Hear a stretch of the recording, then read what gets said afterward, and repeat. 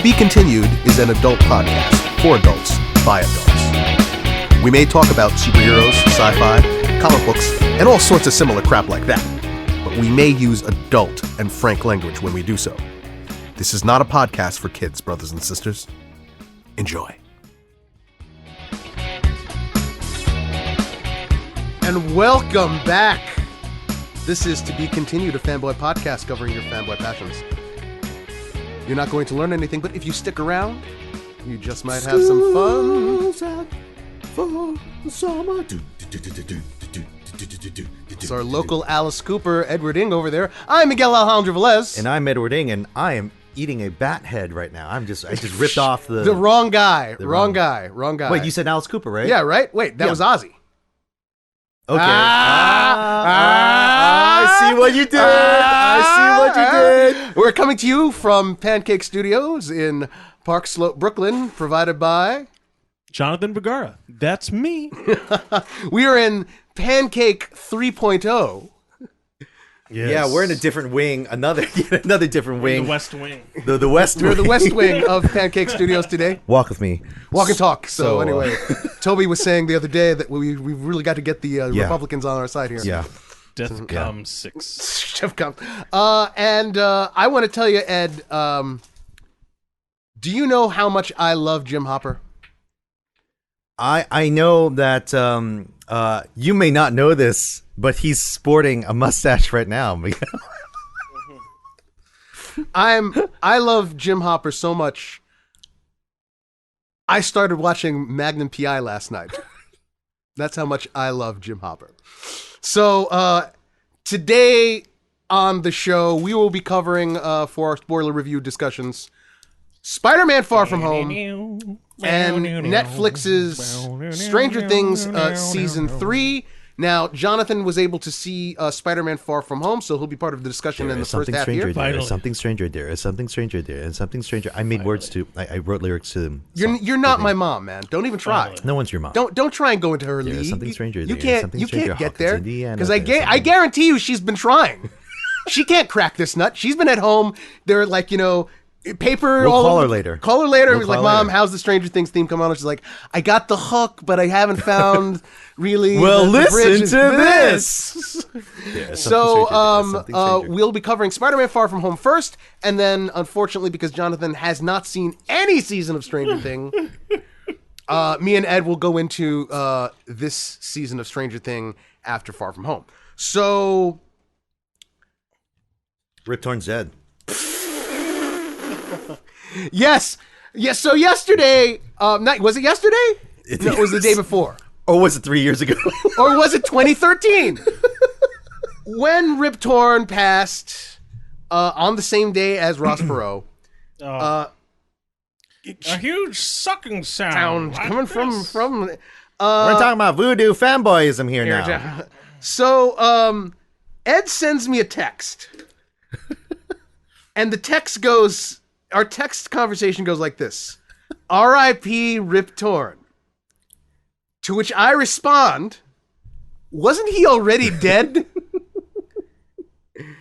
And goes on, I was like, but real talk, wasn't he already dead? To which Ed says, I know, wasn't he? That's the same exact way I feel about Gene Wilder. I thought he died 4 times 10 years ago. He's had to start showing up at your door. Yeah. You're like, Jonathan, I'm still alive. Are you sure? Yeah. I'm pretty sure I'm alive right now. But and then I went on to go do a little bit of investigating. And turns out there's a reason why these Mandela effects things happen, because people do death hoaxes for the oddest of celebrities. So if you're out there and a celebrity dies, I think because there's money riding on it these days. You really think so? That is? No, well, there's a celebrity death pool, right? But you're not going to collect if it doesn't turn out he's real. You know what I mean? I mean, like I said, that happened with Goldblum a few years ago. There was a whole worldwide thing with Goldblum. I assure you, I'm not dead. And he was in Australia or something at the time. And it was he died on cliff diving or something. And then he was he had to go on an Australian morning TV show, and like I'm not dead. That was true. There can't be any payout if a famous celebrity can easily like go, no, sorry, it's just a weird thing. When it comes to famous movie actor Jeff Goldblum, false. I know. That was not. Jeff Goldblum. Rip Torn. That was a creation of our writers. That was a creation of the writers. Rip Torn, for guys like me, I remember him, as Chief said, in Men in Black, the original Men in Black. And for a lot of people, in the Larry Sanders Show, and a bunch of other awards, and we just watched the crazy video where he and Norman Mailer are just beating the crap out of each other. It was UFC before UFC was UFC. Or drugs in the 60s and 70s, As what did I say during the pre-show? Norman Mailer was a well-known 60s douchebag. Never happened. So, two psychopaths are just like grappling each other, surrounded by children and They're all women. crying. They're all crying. But all right, Rip Torn.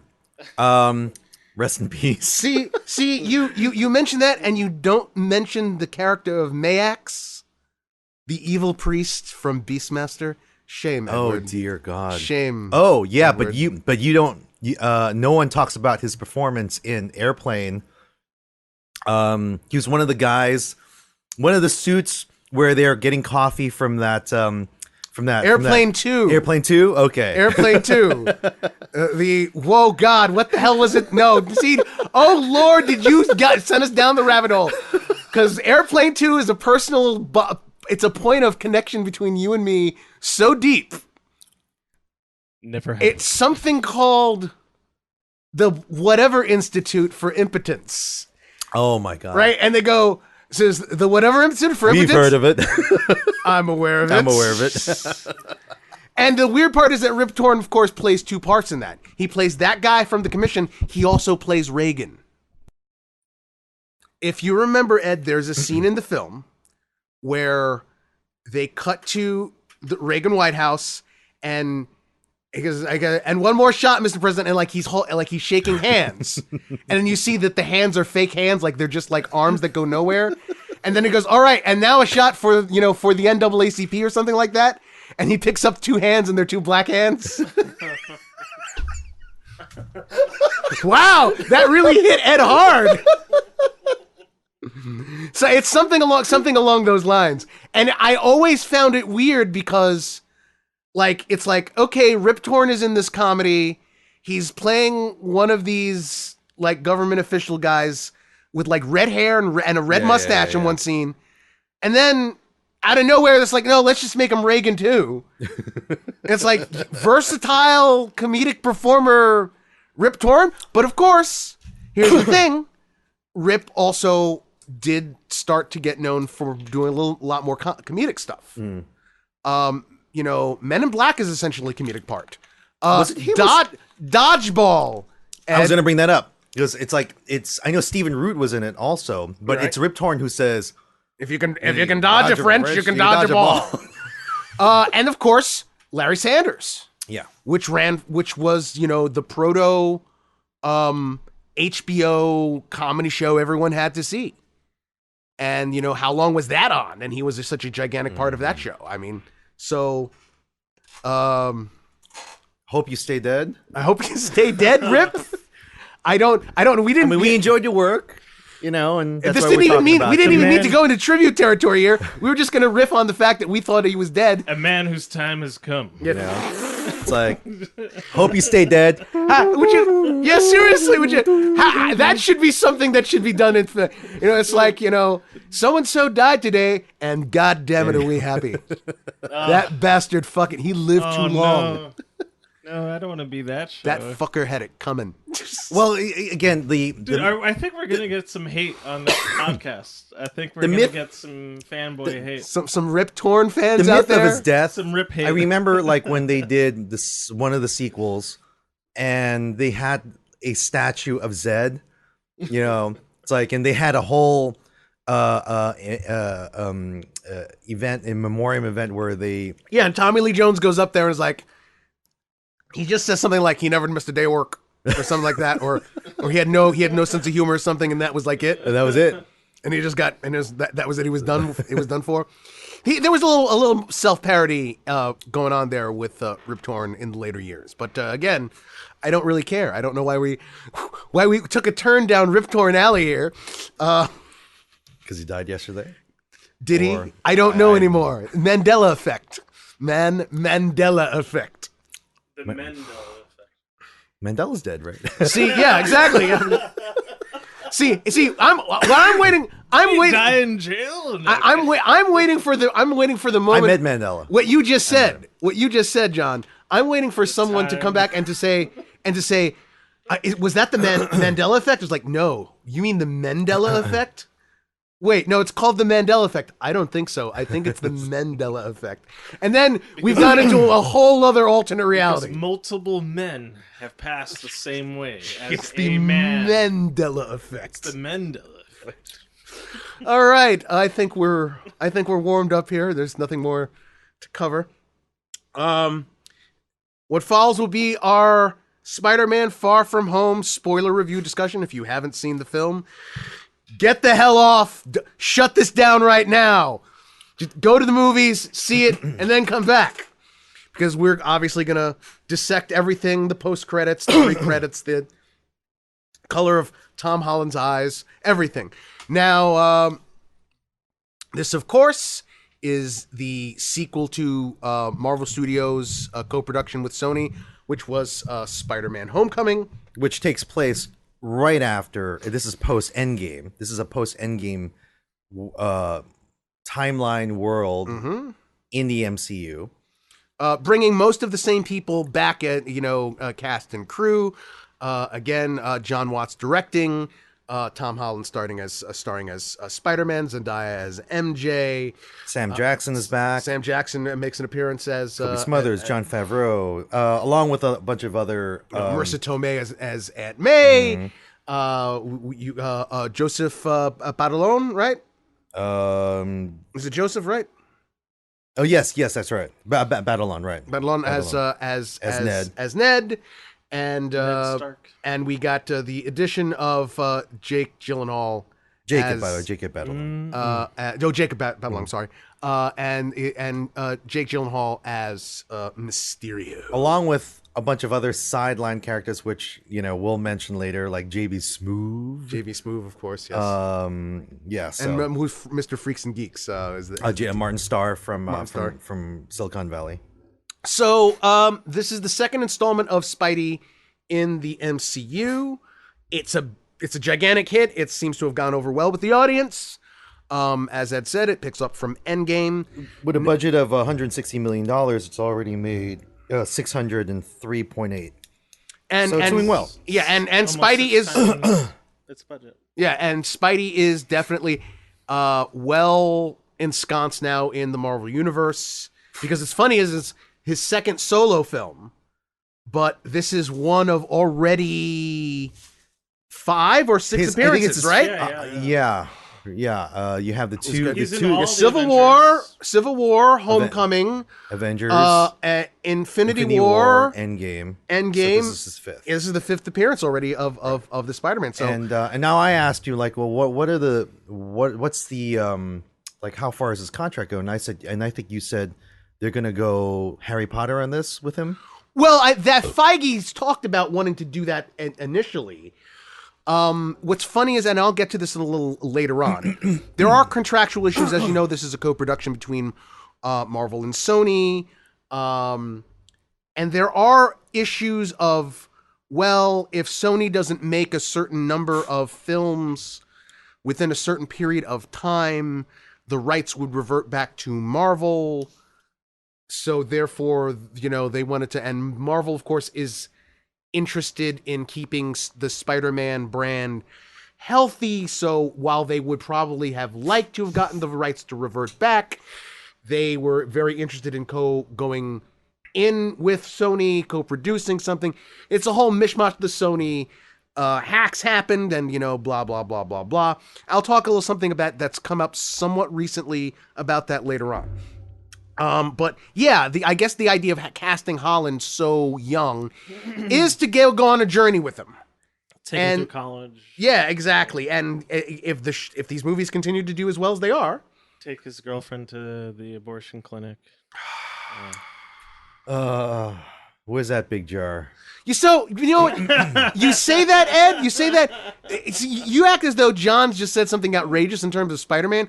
May I remind you that there is a Spider-Man comic in which it's a story where Mary Jane dies of cancer because Spidey was shooting her up with his radioactive sperm.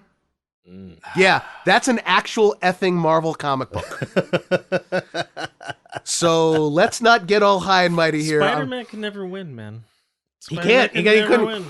I'm just saying radioactive that, you know, jizz, man. Radioactive jizz. We started the jar about 3 years ago, and it sort of just disappeared. Even the politics jar. Well, was that no? The politics jar is here. Wait, see, I was about to say, do we have a jizz jar? Is that what you're saying? Because we're opening up a clinic at TBC. We're done. We're done. We're done. I'm shutting this down. Ed is walking away from the. So anyway, getting away from the bodily fluids of Spider-Man. Sticky. It's a very sticky hands. I'm going to start with John here since he got us on this little, John was able to see it. Your initial reaction to the film, what worked for you, what may not have worked for you. Go. Give I'd like to give a big shout out to the Nighthawk. It is not Alpine. And oh man. I was at the Alpine. I just don't feel like paying the ticket prices. Yeah. You know, Nighthawk is $13. But anyway, and they serve food. They serve beer, alcohol, cocktails. Oh, man. But at the end you're not going to get free tickets. Nighthawk, sponsor us.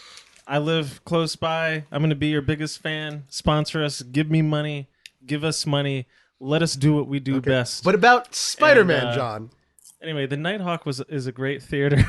And no, I'm sorry. All right. All right. The movie itself. There's no jizz jar there. No. Continue, John, please. Well, the floor was sticky. No, anyway, the movie was great. Start to finish. In my opinion, I thought Tom Holland was great. Even though I am familiar with Spider-Man, I'm not too familiar with the Mysterio character. That you much. Probably would know him more from the maybe 90s cartoon. Yeah. I knew he was a bad guy, but I was still when Spider-Man got played for Edith, I got played for Edith, and I was like, what? And then he's sitting in a room, and like half the people, Edith being the satellite defense system that Tony Stark. Even in death, I'm still the hero, or something like that. The action was great. I thought the CGI was great. I thought the acrobatics were great. I mean, they delivered on some of the action. I really thought the special effects were amazing. And then I hate to skip through the whole entire movie on my review, but really the bombshell was the post-credit. Yeah. And I was my jaw dropped. I'm like, what? You just revealed at the very end of this movie that Peter Parker's true identity, Spider-Man's true identity, right, as Peter Parker, and he's in the middle of New York City, and he thought he was the shit, and now I can't wait for the next movie. The way they left me, you felt that worked for you as a this is a big deal and is going to go on to the and I'm like, oh, so we automatically know we got part 3 coming pretty soon. Okay. I'm sure you're gonna, on your negative review, you're probably gonna remind me of other things I might want to bring up, but overall I give it like a 7.9. I give it a 7.9. Very, very precise. Yes. Had to go down to the lab for that one to get those metrics. Gotcha. I did. I can't give it an 8 because there were some parts where it did feel a little, what did you say? Flat. Mm-hmm. There was some moments it did feel flat. Okay. And there were some tropes I feel like they just went through. But as far as like an action adventure superhero movie, you felt it delivered what it needed to do. I thought it hit the main points. Yeah. Yeah, that's fair. Uh-huh. That's fair. Mm-hmm. you're allowed to, have your own goddamn opinion, John. And one of my favorite scenes is Samuel Jackson talking to Peter Parker And continually getting interrupted. And continually getting interrupted and about to shoot like his teacher with poison darts and his girlfriend with a poison dart and the fat guy's girlfriend with a poison dart. I thought that was hysterical. Gunning down innocent children brings a smile to Jonathan Vergara's face. Actually, in this climate, I don't want to say that. But it is what I feel. Murder of the innocents brings a joy to me that I can't. Tranquilizer darts. We're not talking about gunning kids down with a machine gun. Right. Yeah, you just like drugging them. Is that's Oh my goodness. Hold on. You were the guy who did cry when the fat black kid was running in Logan, right? Yeah. I think you did. No, he was saying he was crying. It's like, no, don't get him. All right, so Edward, your take on this second chapter. I had loads of fun. Granted that it's a fun summer movie, and it's in my mind that's what it should be treated as. It wasn't heavy as Endgame. It wasn't as Lord knows. I do have to agree. You couldn't do. Do you want to go? No. I'm just saying it's like you couldn't have a next chapter in Marvel and have it be as heavy as Endgame and Infinity War. Right. You needed a palate cleanser. Yeah. So now it's a fun summer movie. Should be treated as just. The performances I thought were what made it for me. That worked were the performances. Tom Holland is Peter Parker. He does a really good Peter Parker. That said, I mean, is it a perfect movie? No. There are a lot of I'm pretty sure. Okay. But is he the youngest cinematic Peter Parker? I have a feeling he is. Oh yes, all the others are like college, by right? by a country mile. Yeah. McGuire was I college. believe not even that as an actor. He was already in his 20s. I think he was like very late 20s. Late 20s. I think he was closing in on 30 when he got the role. Garfield was like 25-ish, something along those lines, and he was playing this, a 17-year-old. But this is the youngest actor to play the youngest version of Spider-Man. Yes, definitely. Right? Where we're along with a really young looking Marissa Tomei who's not that young. She's already in her 50s and she looks marvelous. But that's besides the point. But again, the what worked, that stuff worked. But again, it's not a perfect movie. It has a lot of like this. Miguel will get into this in a bit, because he couldn't, like, when I saw this, after I saw this, spoke to him on the phone and he couldn't stop screaming on the phone. I was sick, and because I'm like, why are you screaming? Oh, and this is the only way that you can. So mad at the film. And this is the only way you can. Well, no. The truth is, I was trying to get my point across, but as we were talking before, I'm getting over something, in which I was really, really sick, and it's really affected my chest. The spider phlegm. It's coming out right now. Radioactive. And like, in order to talk to him, I'm trying to go like, no, man, I totally disagree. But Ed was like, why are you yelling at me? Yeah, you're yelling at me right now, and I find it very offensive. And, I was like, granted, you yell. I yell in general, in general, right? So, but yeah, I mean, the side characters are really wasted. Mysterio Inc. is just, for me, it's done well in this movie. I think a lot of things worked. I think it does make sense. Yeah. That it's got to be bigger than a one-man operation. Jake, who is a fine actor. Jake can't do any wrong in my eyes. I love this guy. Now, what is this about, this Brokeback thing you have for him?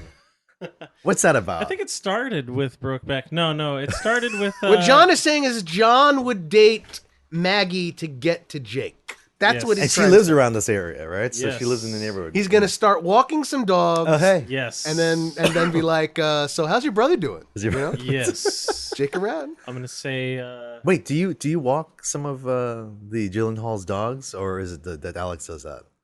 I hate to be derailed here, but... We actually are not allowed to disclose. Oh, okay. All right. Alex that's told fine. me, but he does walk a famous actor / director's dog. And I'll leave it at that. Okay. Can I talk Shout out about to it? Alex. Can I talk about it? No, you wouldn't be talking about it. I don't anyway, know. that's besides. I don't want to get him in trouble. Jake. I think he does. I think surprise, surprise. He is the villain of this movie, I think he does a good job at it. Anything other that's an initial response, post-credit scenes were leaving me. I was scratching my head because now you saw it before I did, and I'm like, I had my mother-in-law with me, and she's like, I want to see it. She was staying for the week, but I just couldn't get any time to watch it. And then you come out and you go, and I'm like, just give me the spoilers. I don't care. Like, I'm gonna watch it eventually. You asked and for the you're spoilers? Well, that's fun. That's the difference between me and Ed. I am like, don't tell me crap I don't want to know. No, This some guy- things. Whoa. This guy often is like, yeah, I don't care. Just tell me whatever. Some things, like Stranger Things, I'm like, could you please shut up about Stranger Things? Because Because you're invested. Wait, It's like 40 and I don't hours. like force that. You're just like, don't tell me. And I was like, I'm not telling you anything. yeah, but you kept calling and like, did you finish it yet? Did you finish it yet? Did you yeah, finish because it like yet? we got a fucking show we have to do. But anyway, so and you tell me about some of the spoilers. For example, the Skrulls. Here, Oh man. Fury and Maria Hill, in post credits I have a reveal that take they're on that, Skrulls. by the way. And it's How? like, what? How's this like Skrulls moving on forward? What kind of a post Endgame, a phase 4 MCU going to look like, where the Skrulls are a part of the picture now, and how are they going to be treated? I don't know. It was a little reminiscent of Inception, because at the end of the movie, I was like, what was real? Like, everything was fake. Everyone was you're dealing with Mysterio already. who already altered your reality so much. And then at the end of the movie, Samuel Jackson was not Samuel Jackson. That said, another again, this is an initial reaction to another post-credit scene where they have the setup for Peter Parker, enemy of this public enemy or whatever. I love that angle. All right, now he's in a pickle. He's got to climb out of that for whatever is going to be set up next. So Yeah. Okay, moving on to you, and then we'll get into the Okay, heavy we'll stuff. be moving on to me after some words from friends, Edward. I like Friends. Ed, we were over your place the other day, and you were having some work done down there in the basement, right? Yeah, so I've got a basement. I know it's really unbelievable here in Brooklyn, but I've got a basement, and my wife has an office downstairs. But we had our bathroom basement done, and Anna Maria Stanimir Grummo, a friend of the podcast, who lives out in France, she consulted and she says, "Hey, let me design your basement bathroom," and that's exactly what she did. She did everything via email, via FaceTime. Did the renderings and everything, right? Renderings and everything, completely beautiful. I took the renderings and hired a contractor, and they are currently as we're speaking, putting the finishing touches on my basement. And it looks fantastic. It looks great. Servicing clients, domestic and international. A master is here to help you through your different phases to transform your space into a reflection of you. Go to masterdesign.com.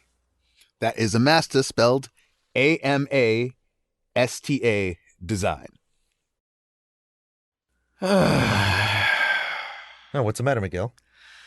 I feel fat, Ed. I feel the same way too. Oh, you too, John? Yeah. Both you guys need to get in shape. And a way to go about this is by going with JP Total Fitness. JP Total Fitness. What's that?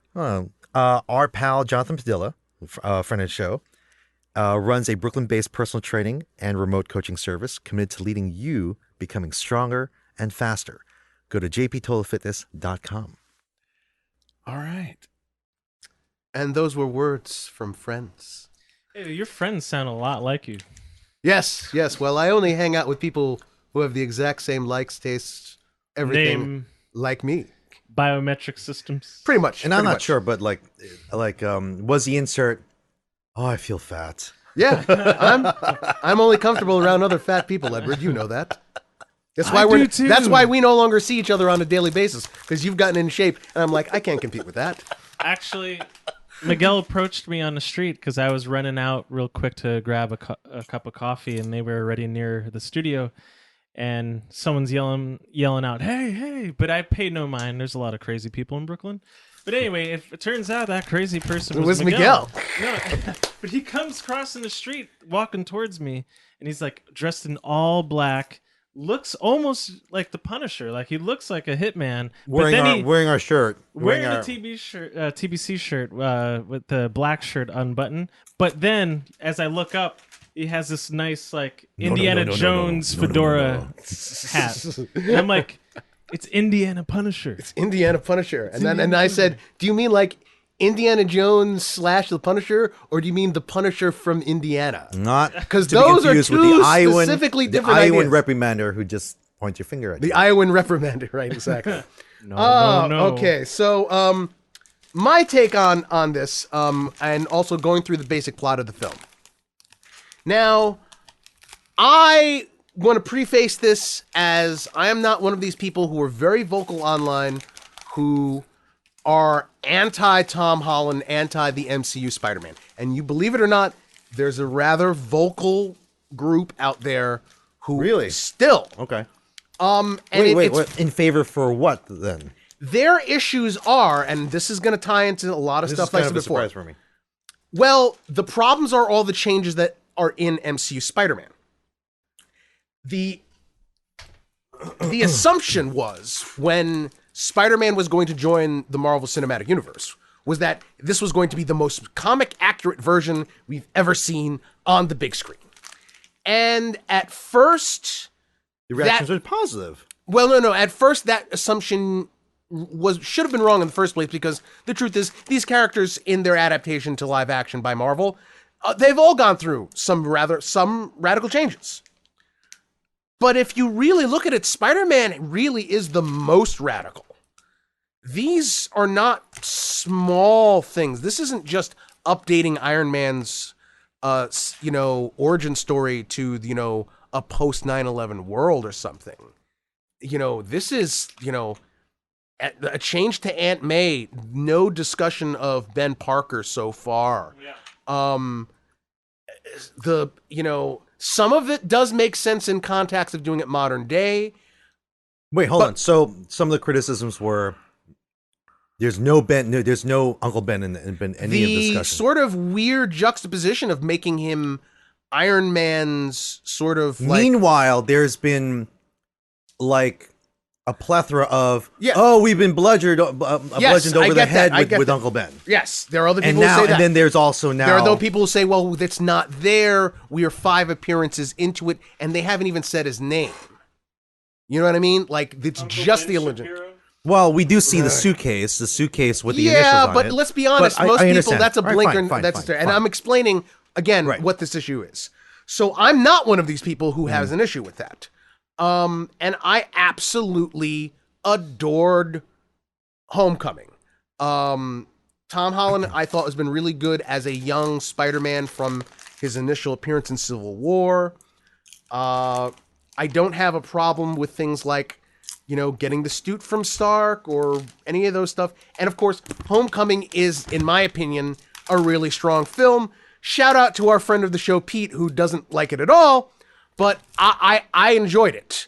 I enjoyed Homecoming. I thought it was fun. I thought the villain was incredibly strong. I thought it played into all of the classic Peter Parker, melodramatic nonsense that is always Peter Parker's life, okay?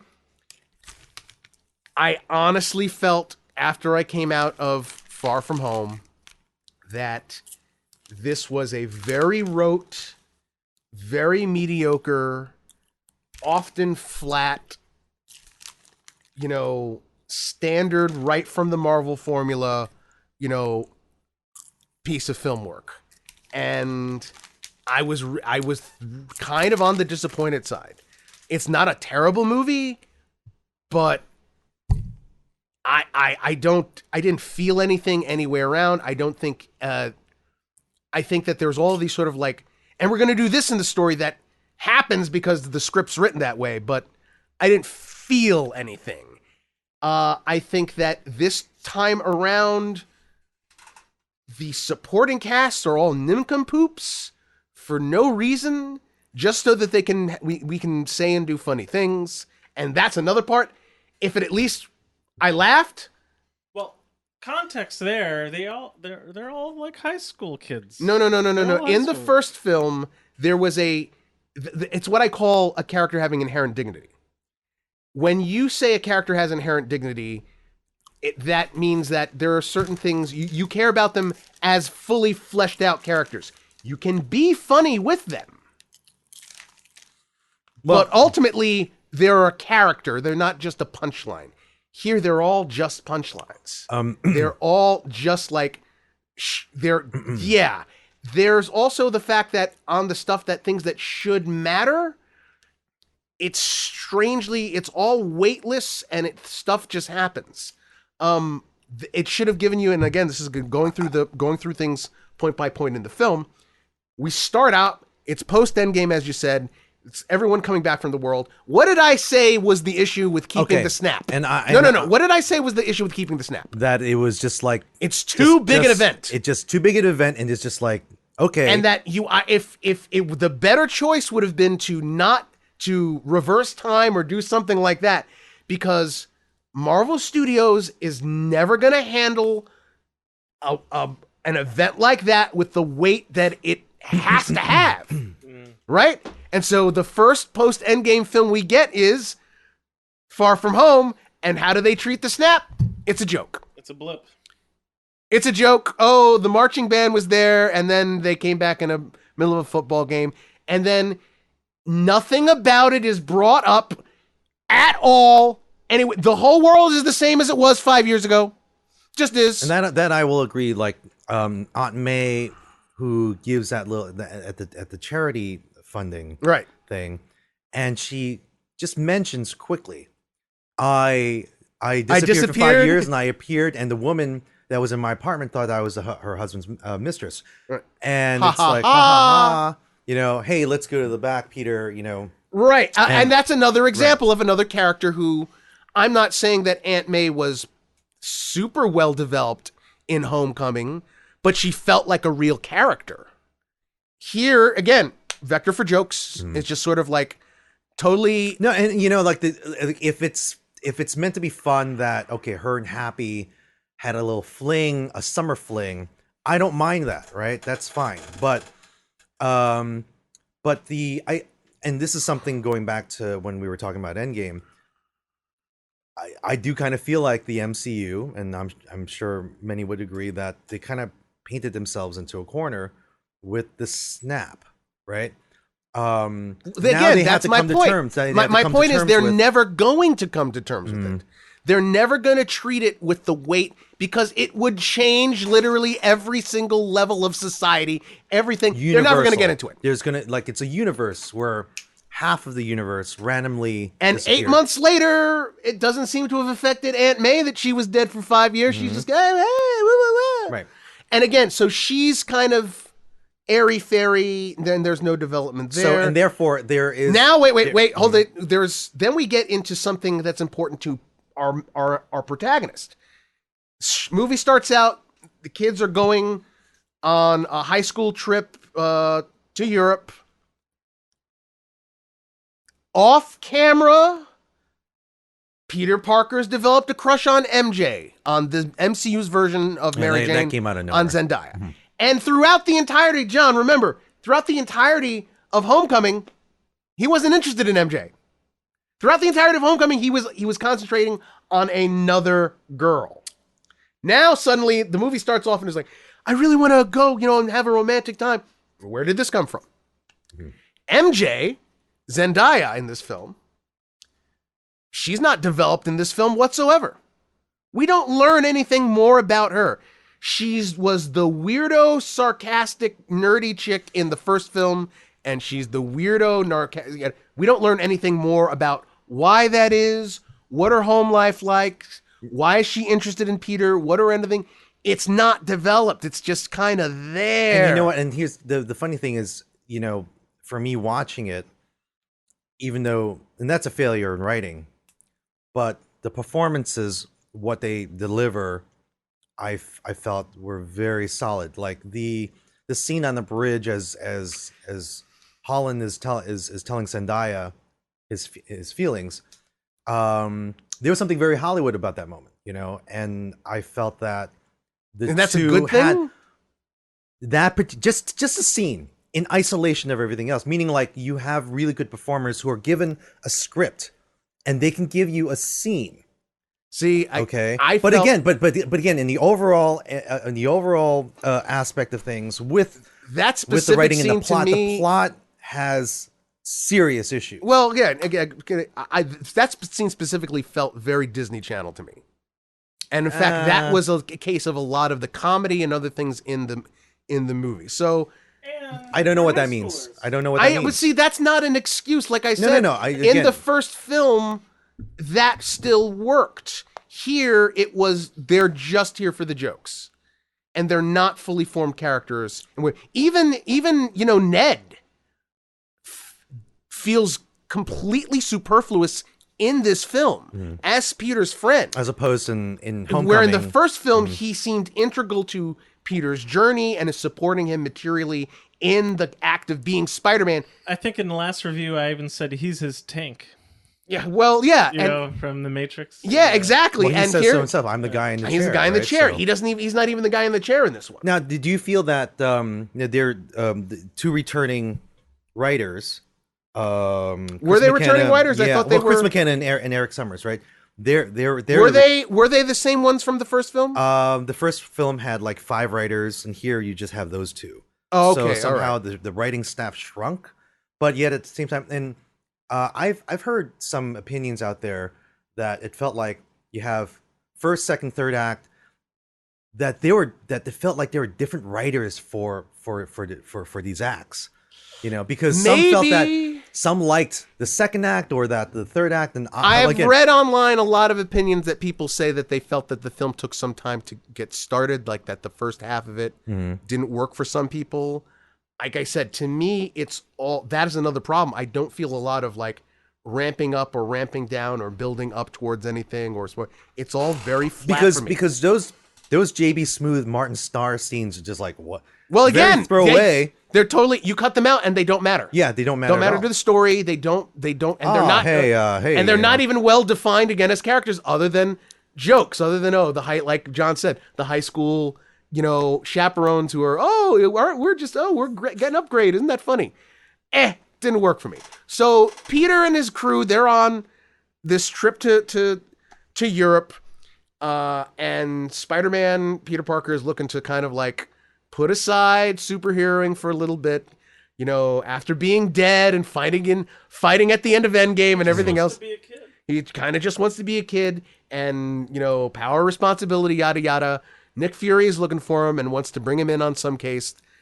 Who ends up not being Nick Fury? So now the theme of your Tony Stark entrusted you to take over. All that's his, right? He made you his heir. We find out that Tony Stark has some kind of AI worldwide how do you network feel about of that drones and satellites that he has put in control. But how do you feel about that theme? And he has put in control of a 16, 17-year-old kid. A genius. Kid genius. No. That's another problem. I don't know. I don't know if there are a lot of aspects. I don't know if this film showcased Peter Parker. No, just one scene where he's talking to what's his name, Mysterio, about the development of Peter Parker being kid genius. That's already embedded. That's already. But is it really showcased in this movie? I don't know if it really is. And then you go in all. What the do you want him to do? He's a real Spidey. In the first film, they had him employ his scientific acumen to help him track down the Vulture and his gang and stuff. There's really not anything like that in this movie. They don't concentrate on that. But again, going back to, so suddenly Peter Parker is given with this incredible responsibility of the Eva system, and Nick Fury wants him to team up with another quote-unquote hero played by Jake Gyllenhaal, who claims he's from another dimension, another parallel reality, to fight these elemental creatures. And Don't ever apologize for being the smartest kid in the room. all right, and it's like Gyllenhaal's character who gets named by the public as Mysterio, named by Parker's friends as Mysterio. Italian. Which, again, like it really should have come as no surprise, because Mysterio traditionally being one of Spidey's main Classic enemies. classic rogue gallery enemies for Spidey. Who in the comics is a guy. He's a liar. He's a liar. Yeah, it's all about it's illusions. That's Yeah. his shtick. And in this version, he comes with a sob story that he's from a parallel universe that was destroyed, and he's come here to do this. And essentially, He's pulled the wool over. we over find out that everyone's it's eyes. all just a gigantic con on Mysterio's part, because Which he I love. I wants love to that. get.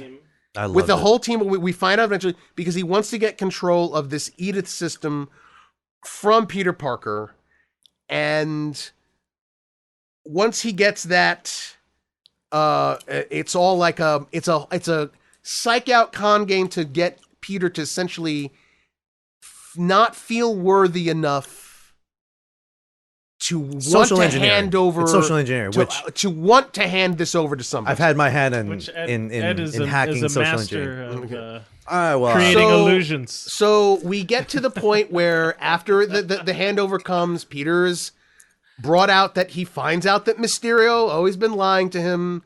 He nearly is gets Mysterio. killed.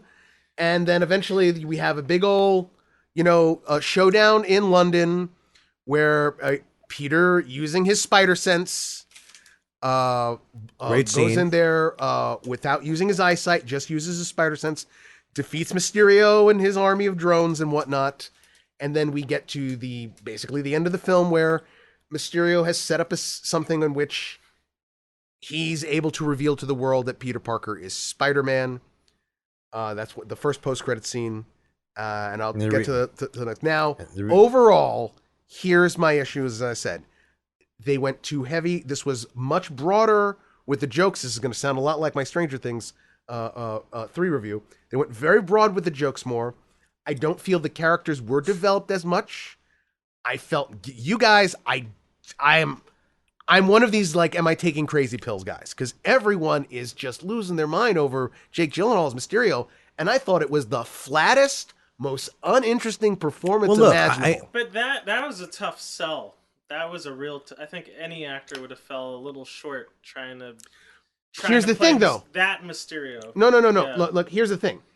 It is Where he's all like well this- and good. He's like the super genius, smart guy who develops this technology, and then he's supposed to act and pretend like he's all smited by Tony Stark, and then he has to pretend he's a crazed maniac.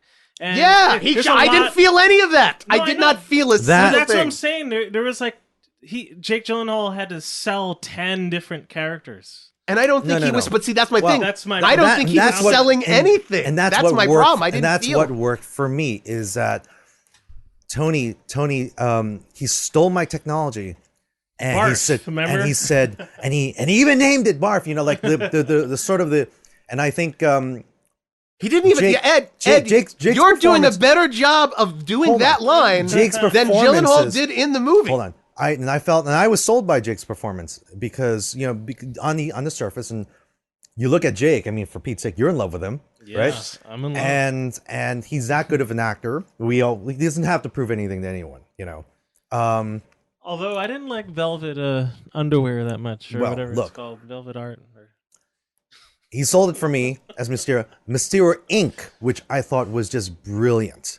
Yeah. Because it really has Because to it take wasn't a team just in order. him. It was Billingsley. all of these disgruntled That scene Stark was employees. hysterical, and he was toasting all See, the individual members. I- And again, that is a pretty comic funny. book. That is Yeah. a That's comic book moment. No, trope, see, again, where you have I'm going to tell you right now. you have an industry that has to team up, and I mean that's the whole point of Rogues and Gallery. blah blah blah for when they get together. prosthetics. No, and blah but blah see- blah. The scientists No, see, behind the here's- drones. I and, didn't- and here's to It already that was an funny. exposition heavy Yeah. scene, and he's giving me exposition on the exposition. No, that didn't work for me. All right. The other part is that I get that Mysterio was trying to come off as the square-jawed hero type, and so couldn't be all that interesting when he was trying to be the good guy. But the second they did that switch over, which already was like it's Contrivance City all over. Oh, this happens to be the bar where we're going in, and I know this is the place he's going to hand me over the glasses to.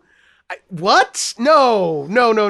Contrivance City. I don't understand. That, in other words, just happened to be. He knew at that moment, that night, Peter Parker was going to hand over the glasses to him, and these people were all going to be like, "That's immaterial. We've got everything." No, that's immaterial. That's and Contrivance. It is all of this, by the way.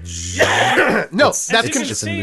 There's another scene where he's getting Spider-Man to reveal who else he's told about the projector and all that, and he's tricked Spider-Man completely. But it doesn't. Everywhere he goes, everywhere he walks, every person he sees was Mysterio. Every person everywhere. He was prepared, scene. But I'm saying, no. I'm saying that, in other words, the choice. I'm saying the technology was that great that you can trick Peter Parker. Well, look. Either way. No. I mean, no. I'm saying, in other words, I'm saying that they set up that bar. That place. Jake said, "Let's get a drink," and brought him to that bar. Right. Yeah. And to the point, knowing that's was an the assumption. Moment it's immaterial. When Peter it doesn't matter where it would have taken place. Mysterio Inc. could have happened.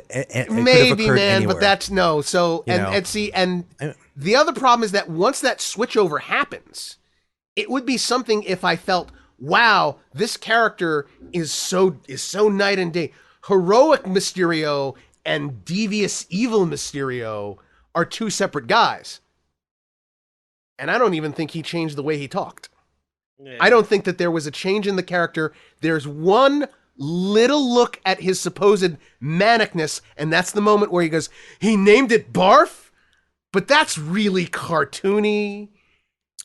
I disagree. Whatever. To be that cheesy. Okay, but he wasn't cheesy. Okay, that's what I mean. Okay, it was only that one moment where he was cheesy. He called it Barf, and then the rest is like, okay, I get it. There's a line or two about how he's so interested in the cape. Right, so what are some of the other... let me finish. There's a line or two about costume ready. About his costuming. There are things they could have done. All right? Bringing up Keaton from Homecoming, okay?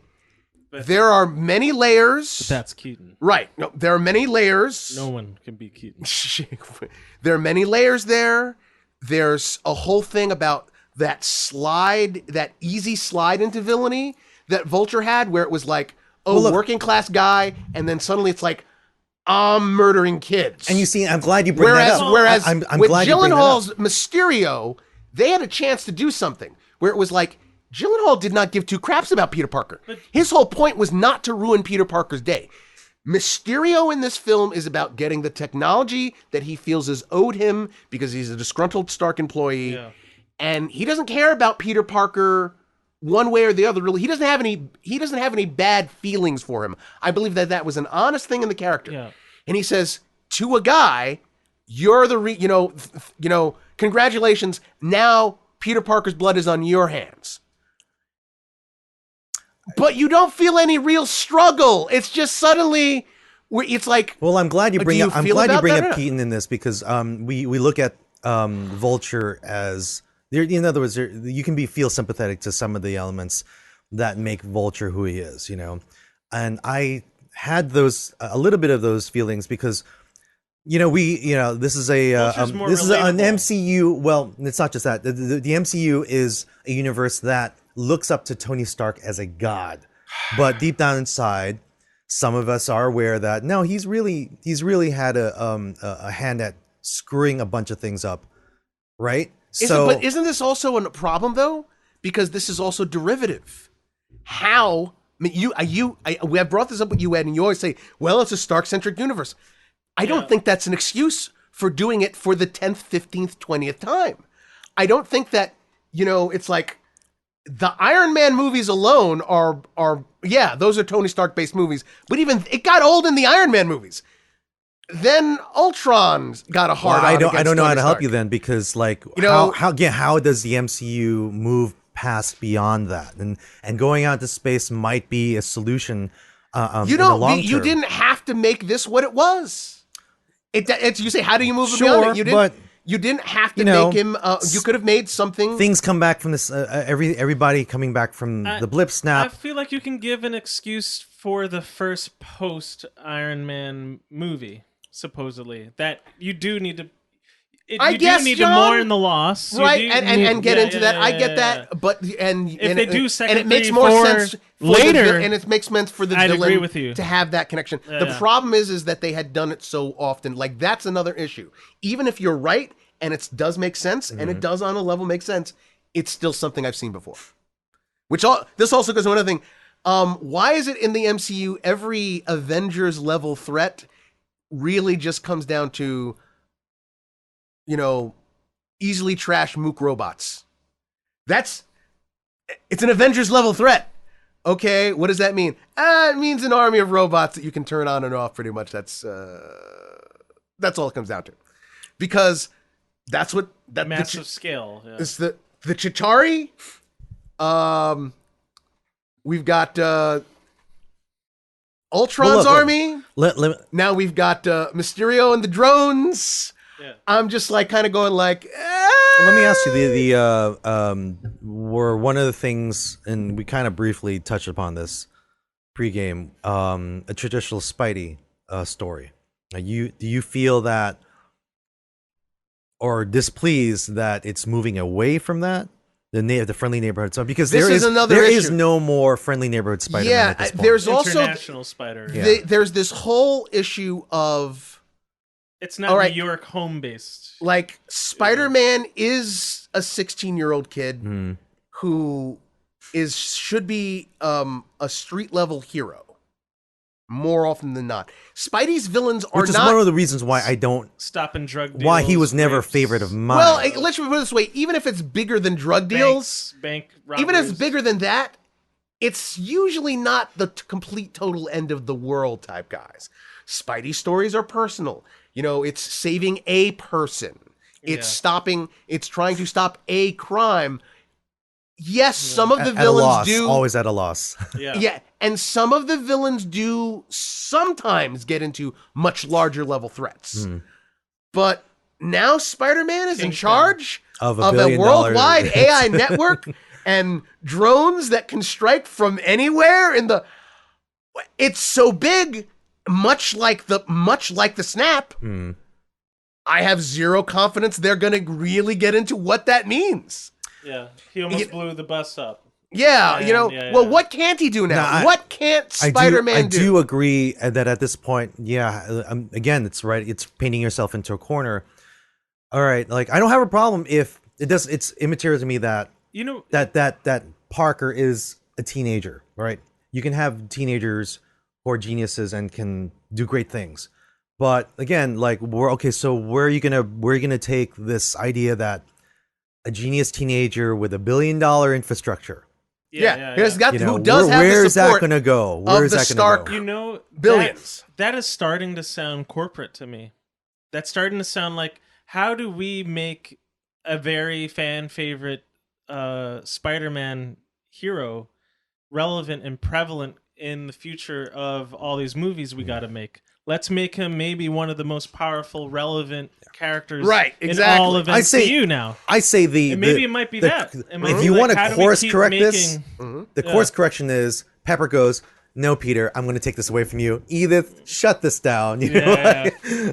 Well, but see, that's the thing. I don't even is that it doesn't seem like that. It seems Tony Stark. Yeah, they're doubling down on this idea. So that might be a corporate decision. Now, I'm going to talk to just a little bit, very short, before we move on away from Far From Home.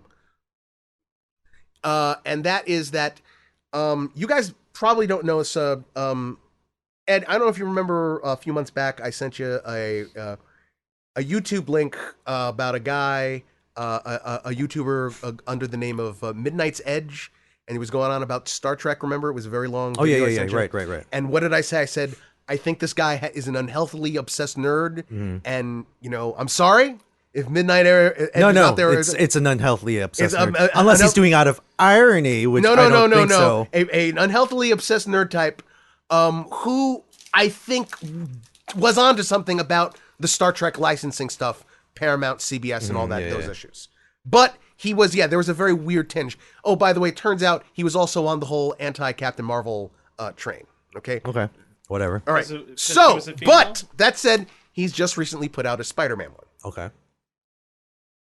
And again, unhealthily nerd obsession time here. But I think what is essentially the message of his video does sound. So here's the go. It seems as though there's a more reason than just let's do something different for these differences in Spider-Man and Spider-Man's characterization and what might it mean for Spider-Man in the MCU going forward. First off, it seems as though the way the rights are, it's going to be the MacGuffin. They cannot use those traditional versions. What? Wait, what? Marvel cannot use. What does that mean?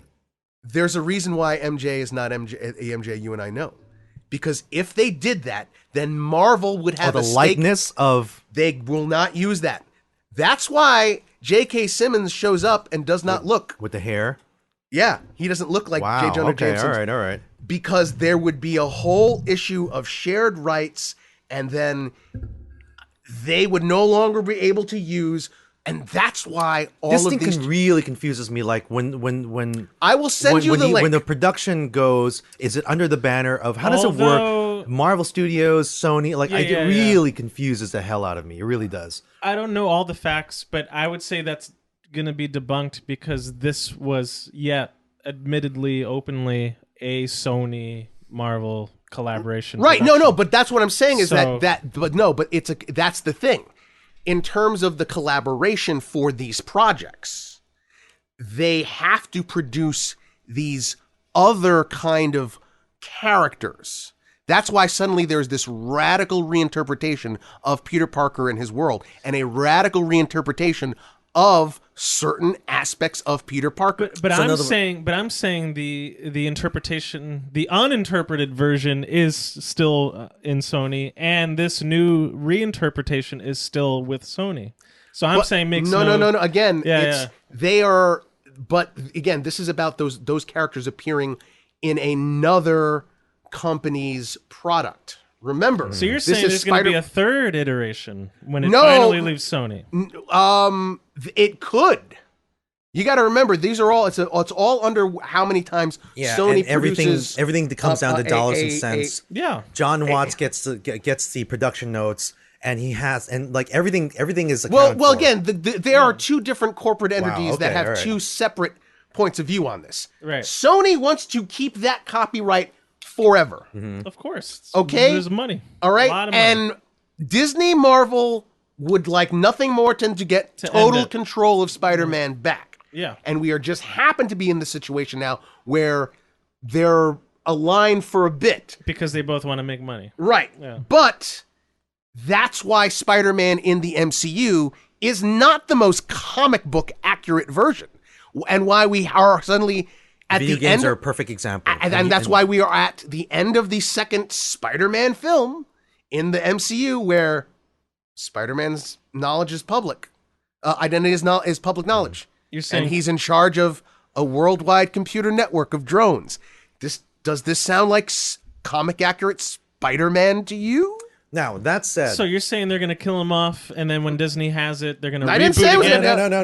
I'm saying that the reasoning why there are all of these differences in these characters all over has to do with the fact that this is the deal between Sony and Marvel, and that they don't want to end up getting certain things in a freeze that they wouldn't be able to use again later. Now, that said... in other words, there's a reason why Mary Jane is not in the MCU. Yeah. It's because Sony wants to retain the rights to Mary Jane Watson, Spider-Man's love interest, that doesn't for future use of their own separate Spider-Man. But that doesn't translate to... No, I'm saying... A world where the MCU has complete total control.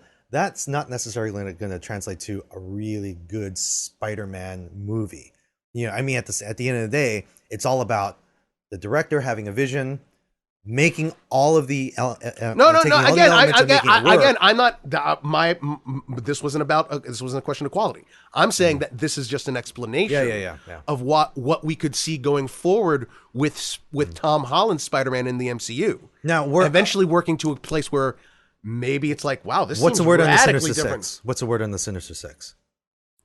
I mean, you know, Sony still wants to do that, but it does seem that it's possible that they're working this into an MCU version, and that they want to not have, and in other words, that they might be building towards the Sinister Six in the MCU, and Sony's just like, we've got some of these other characters that we're doing solo films on, Morbius, Craven, yada yada, and Did you ever bother with Venom? Because I haven't. Still haven't. But I mean, is that in the purview? Like, oh, well, you know. Well, this is the thing. Would they have? This is why Venom. Whatever you want to say about a lot of other aspects of that film not being accurate, your friend Alex would say not accurate at all. But generally speaking, look at that. You look at him. He looks like Venom. Okay. And that is a much more, let's say, marketable character than, say, Mysterio as a spin-off thing. So, yeah, Mysterio looks like Mysterio in the MCU. You would not see a comic accurate looking Venom in the MCU because they don't want to lose the ability to use that and have that for Sony exclusively. So there's a reason why Venom is off in his own separate little place, looking like Venom and being bound to Eddie Brock and all the things that are straight from the comic outside of his connection to Spidey. And you probably won't see that in the MCU. I told you that, and you try to call me out on it, but I still believe it, that a lot of these properties and movies are not really developed for guys like you and me anymore. Let's take the Joker, which is going to be coming out, right? I have zero interest in watching the Joker. Who's playing the Joker? Oh, Joaquin Phoenix, and it is a Batman-free movie. It has nothing to do with continuity. But what do you in terms of this and Venom? But you know, this in terms of Venom is that these movies, like I have zero interest, and meaning someone who traditionally read comic books in the 80s and the 90s, you know, you give me a property that has nothing to do with any of that stuff that I grew up with, right? If it's a good movie, fine, it's a good movie, you know. But again, I'm not the target. I'm not the target here. Yeah. You know, I'm not going to be the one that's going to. I have one last thing to say about a post-credit scene, and that's the Fury one. Yeah. What's that? And this is just the theory of mine. Scrolls. This is just the theory of mine. Sipping on his gin and okay, juice. so we get that. In fact, Fury and Maria Hill in the movie were actually Talos the Tamer and his wife from the Captain Marvel film, played by Ben Mendelsohn, and that they were covering for Fury. There's a whole line about Kree sleeper cells on Earth in the movie. Then we find out that's Talos the Tamer and his wife, and it's like they're covering for Fury. Where's Fury? We find out, fake out. You think he's on a beach? No. He's somewhere in space. In Sword headquarters. Now, exactly. That to me, there's a thing in the comics. It's called the Peak, which is one of the is the headquarter for Sword, which is the alien, the space adjunct of Shield. Okay. Sword now, Shield.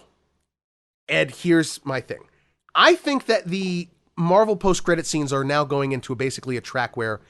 Because they no longer have just one, right? They're going, Guardians of the Galaxy broke it, and they had like 5, and now all of them have like 2, right? Yeah. And what are those 2 usually like? Those 2 are usually, here's one for the franchise itself. So that would be the Peter Parker And public the sequel, identity. All right, so we're pushing what, the sequel's going to be.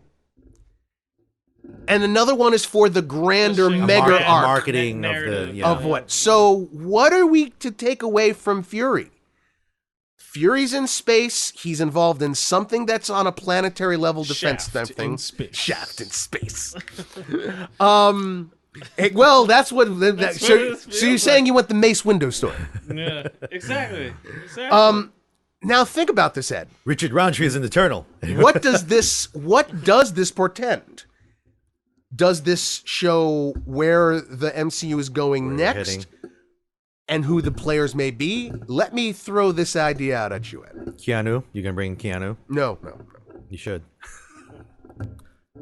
Ed, if you were going to modernize the origin for the Fantastic Four in the modern version of the MCU,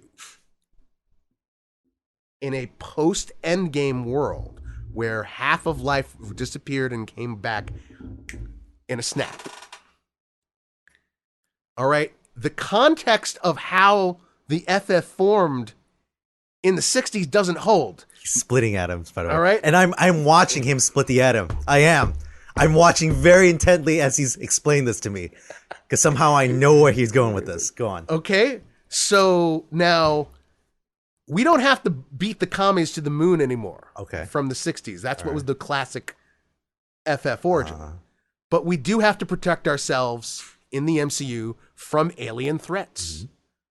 If you are Nick Fury forming Sword in the MCU today, wouldn't you get a mind like Reed Richards to work on your shit for you?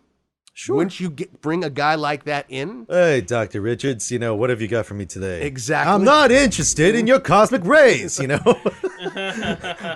And there's your reasoning. Just get the damn thing to work. Exactly. There's your whole... Ben, throw the switch. Throw the switch, exactly.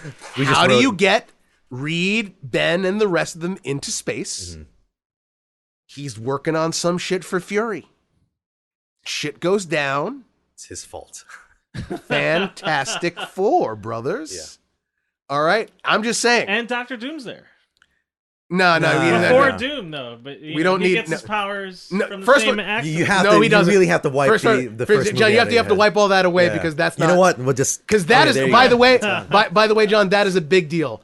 Doctor Doom has been mishandled so many times. Oh, my God. That Even You way don't back to repeat- Roger Corman. The Roger Corman you is, don't oh my repeat God. all of the problems from that. So that's my splitting the atom moment. All right. And we will come back to clean the place down from radiation after There and is the something fallout stranger there. Something stranger there. Something after stranger some words from friends.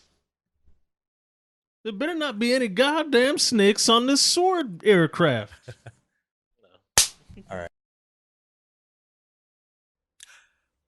I love our logo.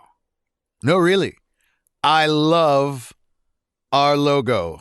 The To Be Continued Fanboy Podcast logo was provided to us by friend of the show, Matt Silkowski, who also runs MSD Studios. And what does Matt do at MSD Studios? He provides positive reinforcement for your brand. Located in Philadelphia, Matt has worked with clients of all sizes and has helped them to focus on designs for campaigns, rebrands, and new brands. Get in touch for your next project. MSD Studios, that's msdstudios.com. Hello out there, everyone. My name is Miguel Alejandro Velez. And Edward Ng here. And we are the hosts of To Be Continued, a Fanboy Podcast. As anyone knows, we are based out of the Park Slope, Brooklyn-based Pancake Studios, providing to us by one Jonathan Vergara. Ed, what can they expect to get out of Pancake Studios? And here at Pancake Studios, covering your audio recording, production, mixing, and mastering needs. And Jonathan is a complete wizard when it comes to these things. Coming this month, it would be our 3rd year anniversary. And he's made a home for us here and continues to produce quality. Look no further. Pancake Studios, go to www.pancakestudios.net. There's a code red. Code red, Miguel. Code red. I don't know what a code red is. All I know is I'm going to Scoops Ahoy, and I'm getting a new Coke float, and I'm going to watch Magnum PI. All right? Ladies and gentlemen, this is our To Be Continued, a Fanboy Podcast, Stranger Things season 3 There's something Spoiler. There's something stranger there. Something stranger there. Something review discussion. Hawkins. Now, unfortunately, it's just going to be me and Ed talking about this because John has not seen any single shred of evidence. Now, That I got Stranger Things are happening. Now the shows now, because that break was longer than a year, right? Oh yeah. Well, let me. So they're all like hitting puberty and all that.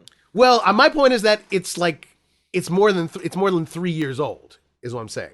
Like, you've had your shot, John. You've had time. You're not gonna get the same Rugrats.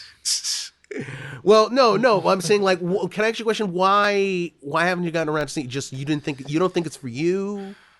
I don't know. I mean, no one Because he's mixing documentaries, right? from Yeah, but PBS. no one's recommended it to you. It's because I hated the Goonies. He's a top notch. Really? And Wait, really? What? yeah. Everyone told me about it. All these fantastic. But you've seen the Goonies. Kids movies from the 80s that it's like very reminiscent of, and I actually never had an appetite for that. Okay. But so many people are telling me this show's great. You guys have told me this show's great. We did other episodes. friends. It was so great that we did episodes on season 1 and 2. So many other friends have recommended it. I might just give it a real try. And they're not might long. give it a real Okay. Season 1 originally released on July 15, 2016, 8 episodes. Season 2, 9 episodes, was released on October 27, 2017. And then on July 4th, 8 episodes drops for season 3. So yeah, it's not like a huge Wow. commitment. Yeah, There was a big gap. yeah. There was a big gap between 3 and It's 2 a and 3. Rick and Morty gap. At this point, Yes, it's already yes. spawned. People have mentioned that. Yes. At this point, it's already spawned some real, like it's given Millie Bobby Brown, David Harbour. It's Winona's comeback career.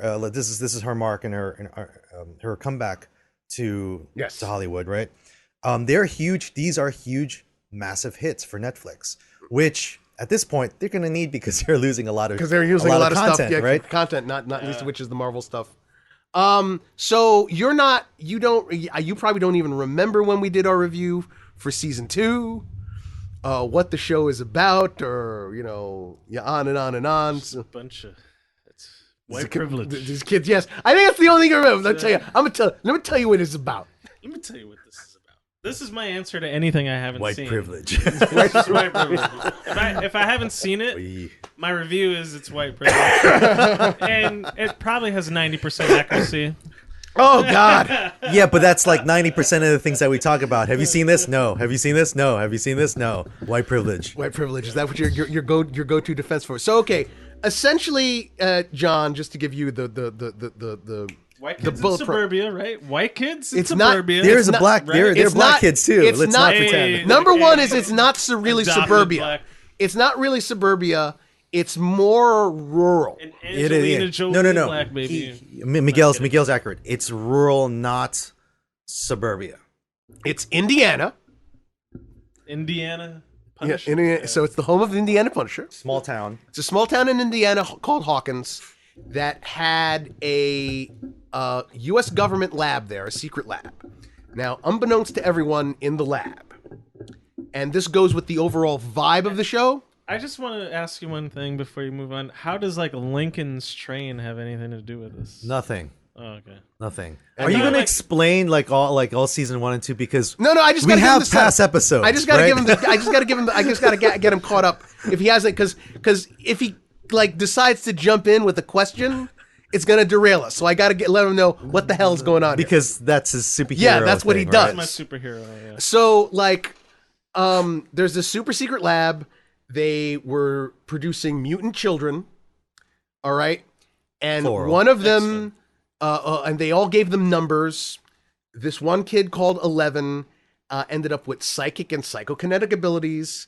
And one day during an experiment, she makes a breakthrough to another dimension. And a creature from that other dimension breaks through.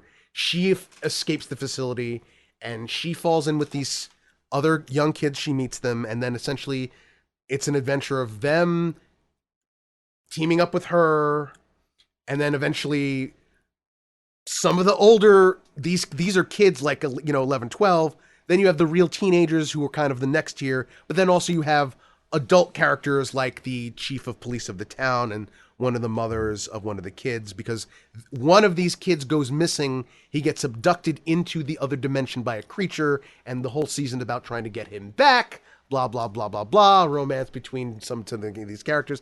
All with this overall arching vibe that combines a lot of those 80s kids' adventure films with Stephen King, with a little bit of the X-Files, with, because it's based in the 1980s. It is a complete 80s. Because it's in the 80s. It's the first season is 1983.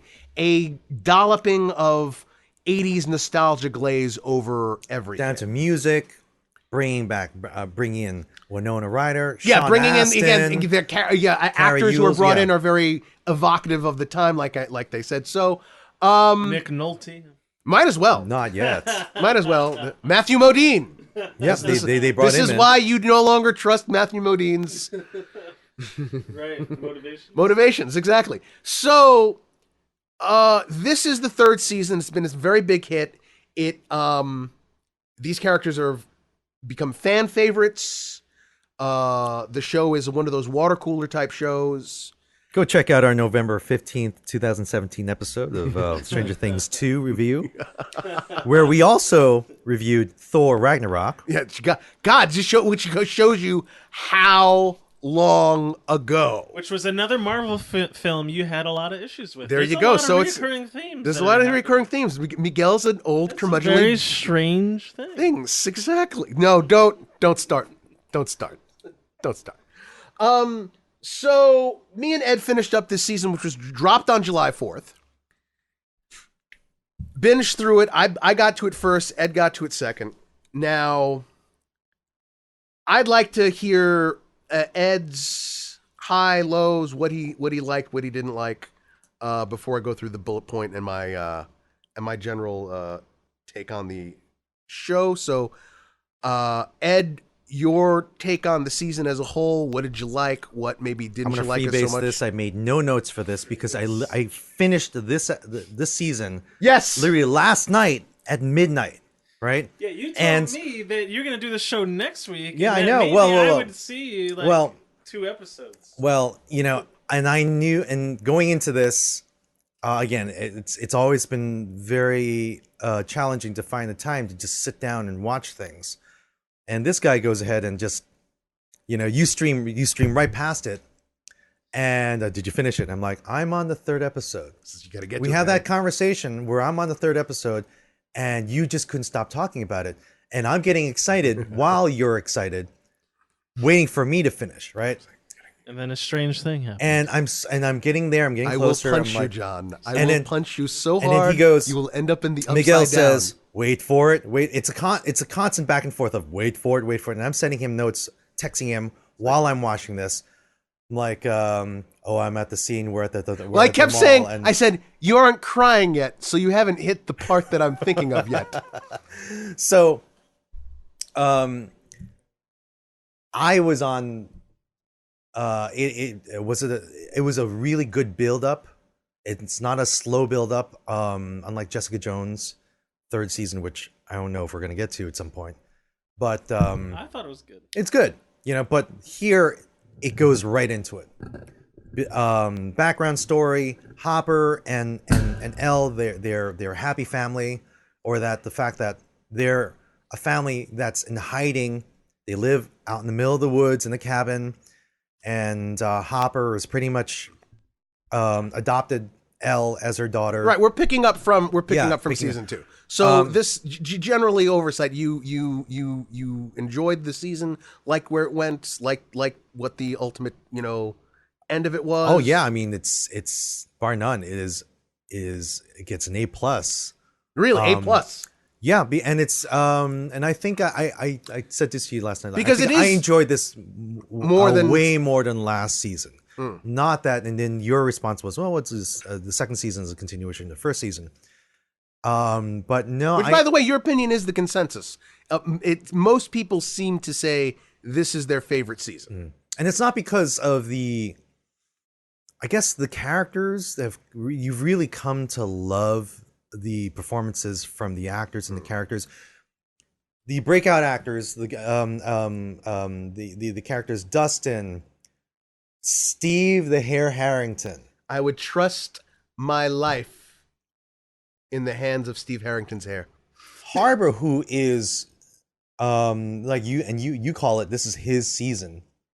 Harbor, which we already love, like I think I said from the last season, I want a daddy just like, I don't know if I ever said this, but like, you know, we all want a dad just like David Harbour, you know. There's just it's so chock full of goodness that occurs in season 3. Unlike, and again, like I grew up with some of the stuff that John was saying, like these the kid genre adventure movies.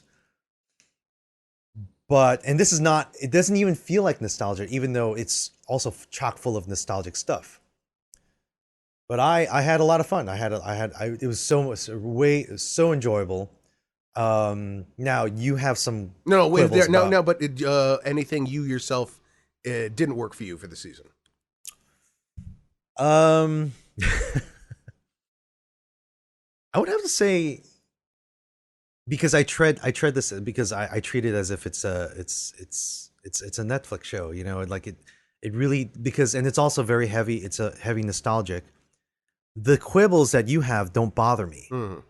You know, they like, for example, and you're going to get into this. Like there's a scene where they just break out into Neverending Story.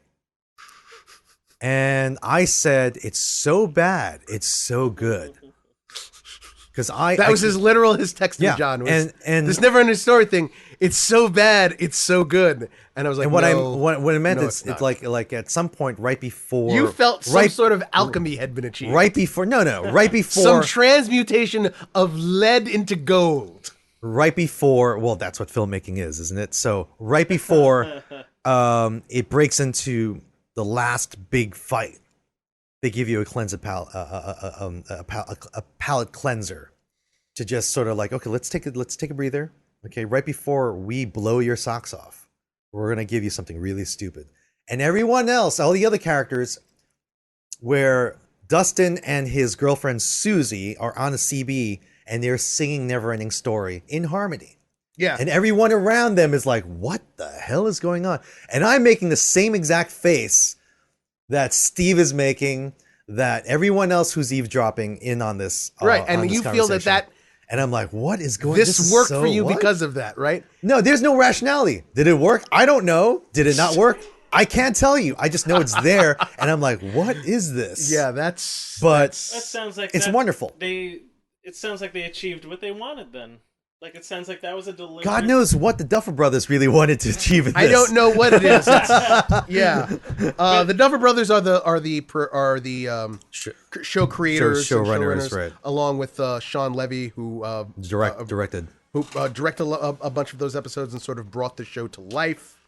Now, I did enjoy the season. Oh, that's an understatement. Go ahead. Oh, okay. And I thought that it was. There's no doubt that it did flow fast. It was. I don't want to say paced better, but it did go by quicker than the previous. That's true. Seasons. Yeah. That can be good. That can be bad. I think it was very entertaining. I think it was, quote unquote, the fun season, despite, all the disgusting horror elements and all the rest that are going on there.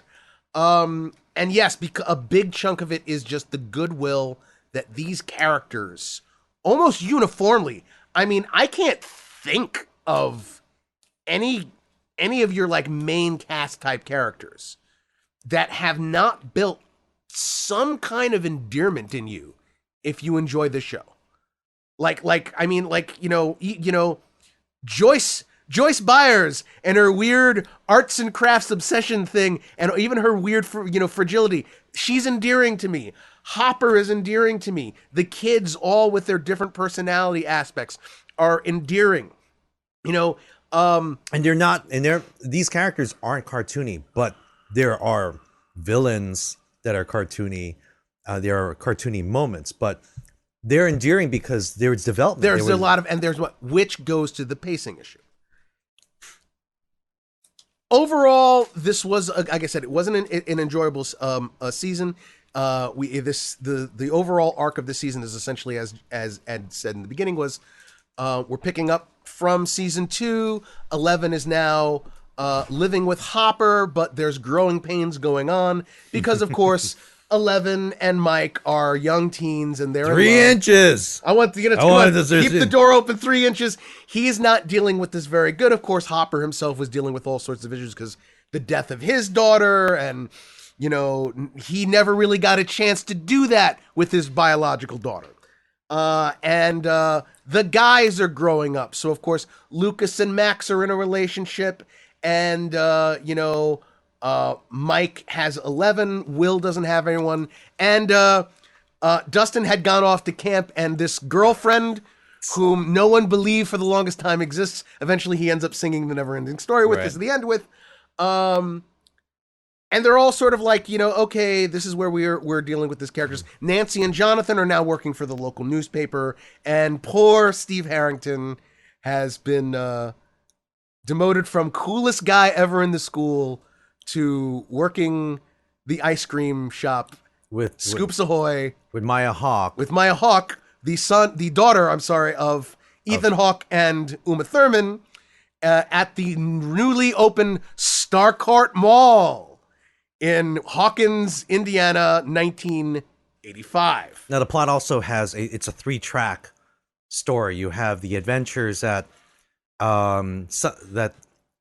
11 and some of the kids go in one end, Steve and Maya and Dustin on another end, and Hopper and Joyce, and eventually they all converge into one thing, because ultimately it's about this: the interdimensional gateway that the original Hawkins lab had opened 11 closed it last season with her powers, right? But apparently the Russians were working on it too, somehow. And somehow... that is not right. That is inaccurate. You paint us as commie bastards. That is inaccurate. Okay. Somehow the Ruskies managed to build a super secret experimental lab with hundreds of Russian goons, scientists, and technicians underneath the Starcourt Mall. Who never see the light of day. This is an issue for me. Sounds like a hoax. Yeah, it never happened. It's not possible. And that's sort of Steve and Dustin and Robin, who's Maya Hawke's character, a part where they are trying to infiltrate that. By accident. Hopper and Joyce go on a whole thing because Joyce's refrigerator magnets demagnetize, which is an indication of the power issues that are going on with the lab.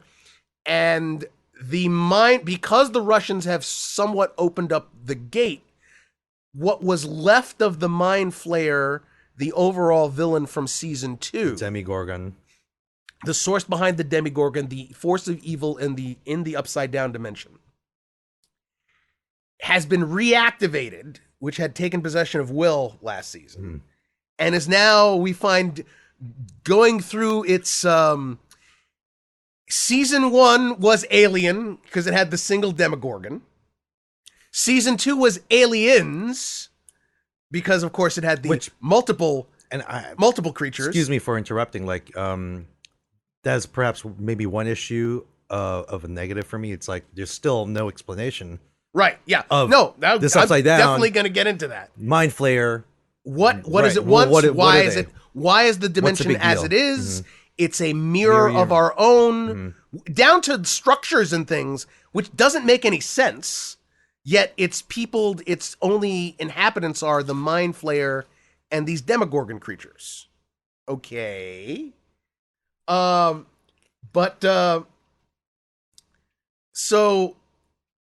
this crack has been reopened, and the Mind Flayer, what's left of it in our world, is alive again, and it's sucking up rats and other people to make itself a body. So season 1 is Alien, season 2 is Aliens, season 3 is The Thing / The Blob, right?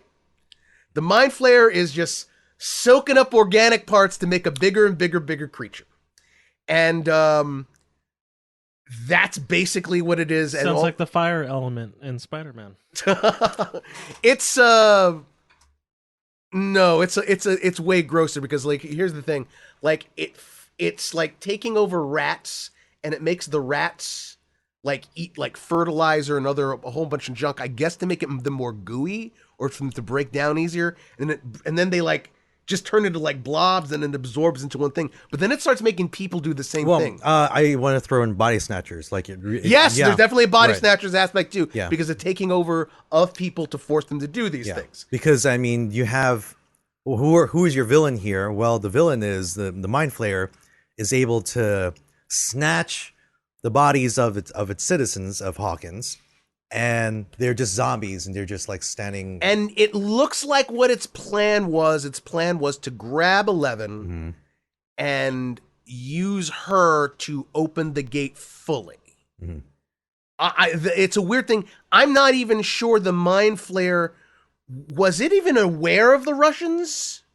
It doesn't care, right? But that's what I'm saying. Because if so, wouldn't the better play have been to take over one of the Ruskies? Take over that Terminator guy? Right, that's what I'm saying, exactly. Yes, there's an I want to watch this now that you're talking about all this. Yes, rats being controlled, and turning to blobs. And you know, it's by this design. my kind of show. Let me tell you, when I say Terminator, it is by design that they make him look like and they even call him out. They even say at one point, no, that's Arnold Schwarzenegger. Because he looks just like a young Arnold, right? So, but like, that's my question. Did this Mind Flayer even know about the Russians? Because the smarter play then would be take over a Rusky and have them. But that goes back to like, well, what Mind Flayer? What are you? Right. Yeah. What is going on with that? Why does it want to keep coming over here? Do you want to rule both universes? I mean, yeah. What's the deal? Get down. And this gets to issues with the show. So overall, we get to that point. Where all the stories sort of converge. Steve Harrington and Robin and Dustin and Lucas's sister infiltrating the Russian base. Erica, as in America. Yeah, exactly. Hopper and Joyce and Murray, have their whole thing linking up back to the Russians, and then eventually the teens. And the younger teens and the older teens, which I guess they're not. I guess Nancy and Jonathan aren't really teens anymore. They're young adults. They're young adults. I guess they're right? the younger adult one characters. I mean, they're trying to deal with the Mind Flayer and this issue of the zombified They just want to people. work a job. That's all they want to do. Yes, Jonathan and Nancy too. That was just like, let's do our jobs. And then that all comes together, and eventually surrounded by white privilege. It's surrounded by, and eventually it ends up with 11. Losing her powers, Max's brother, played by Dacre Montgomery, Billy, who had gotten taken over and was sort of like the chief of the flayed, or the mind-controlled zombified people, dying as well. And then the gut punch of the season. David Harbour was there, and then he wasn't.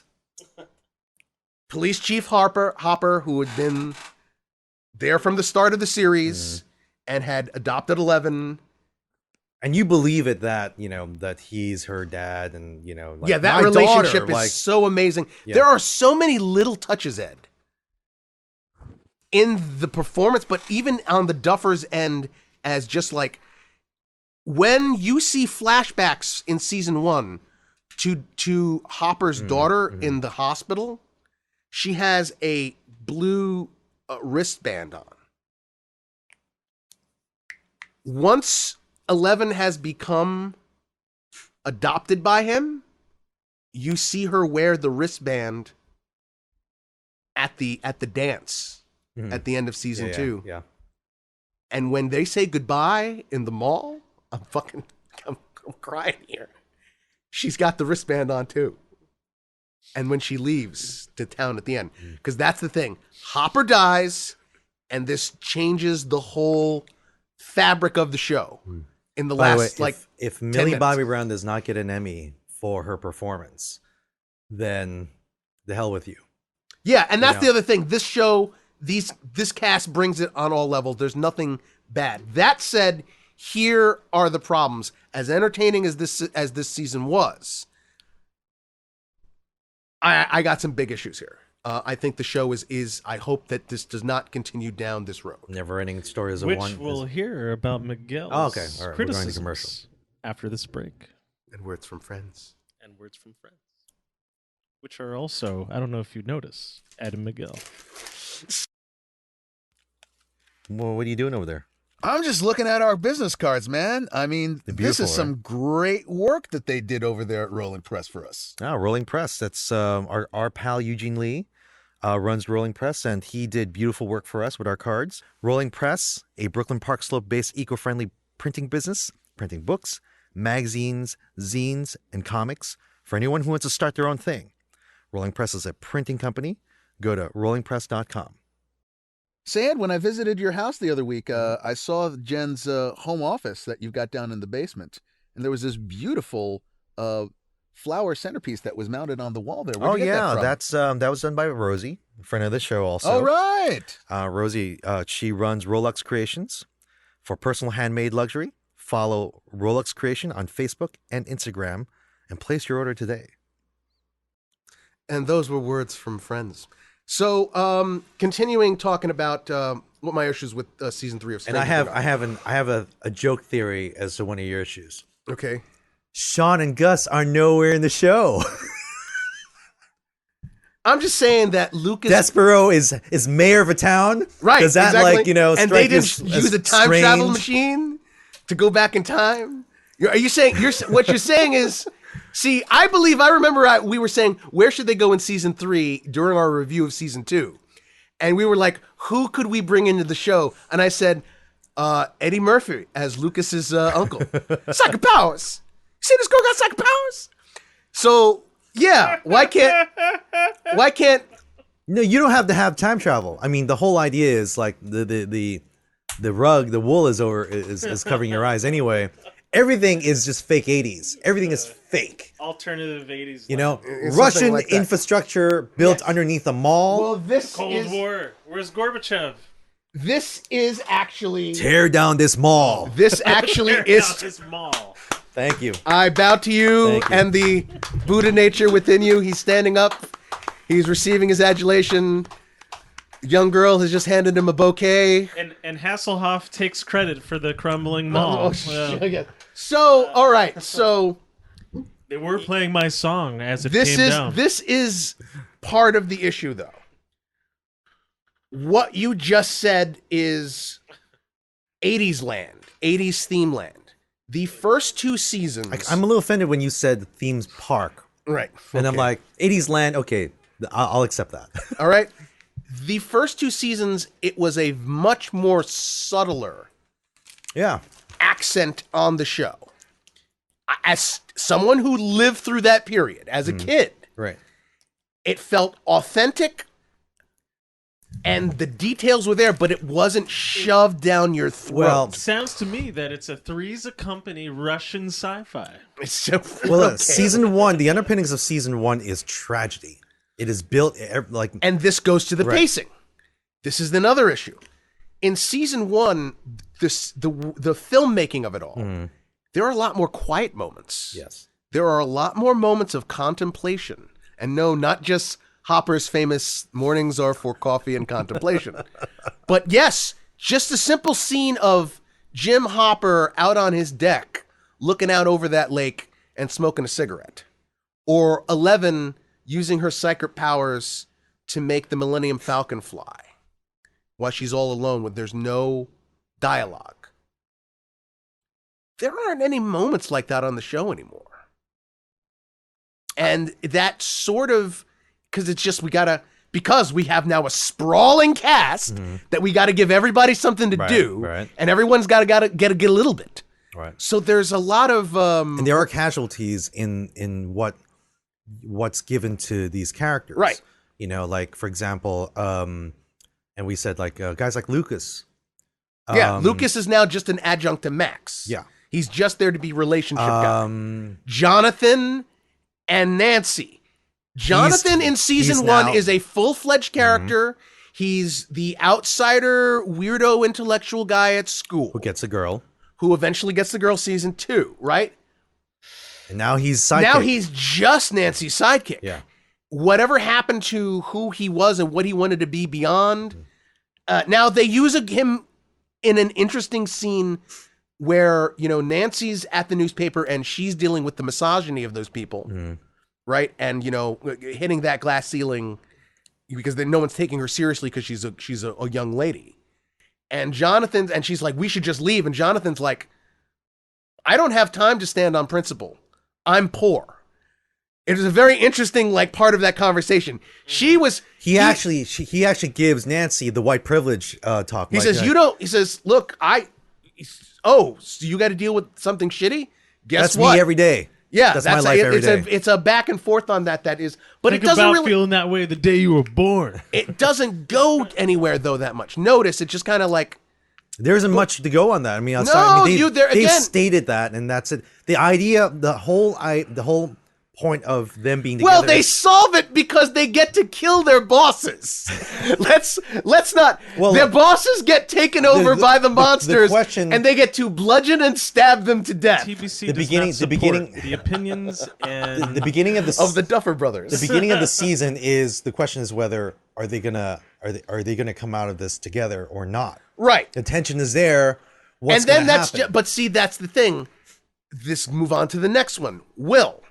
All right. Season 1, Will isn't even there that much because, of course, he's trapped in the other dimension, right? Season 2, they make a point of his absence and how he missed out on a bunch of things. Right. And how he's dealing with what happened to him. Right. And so now the kids are older.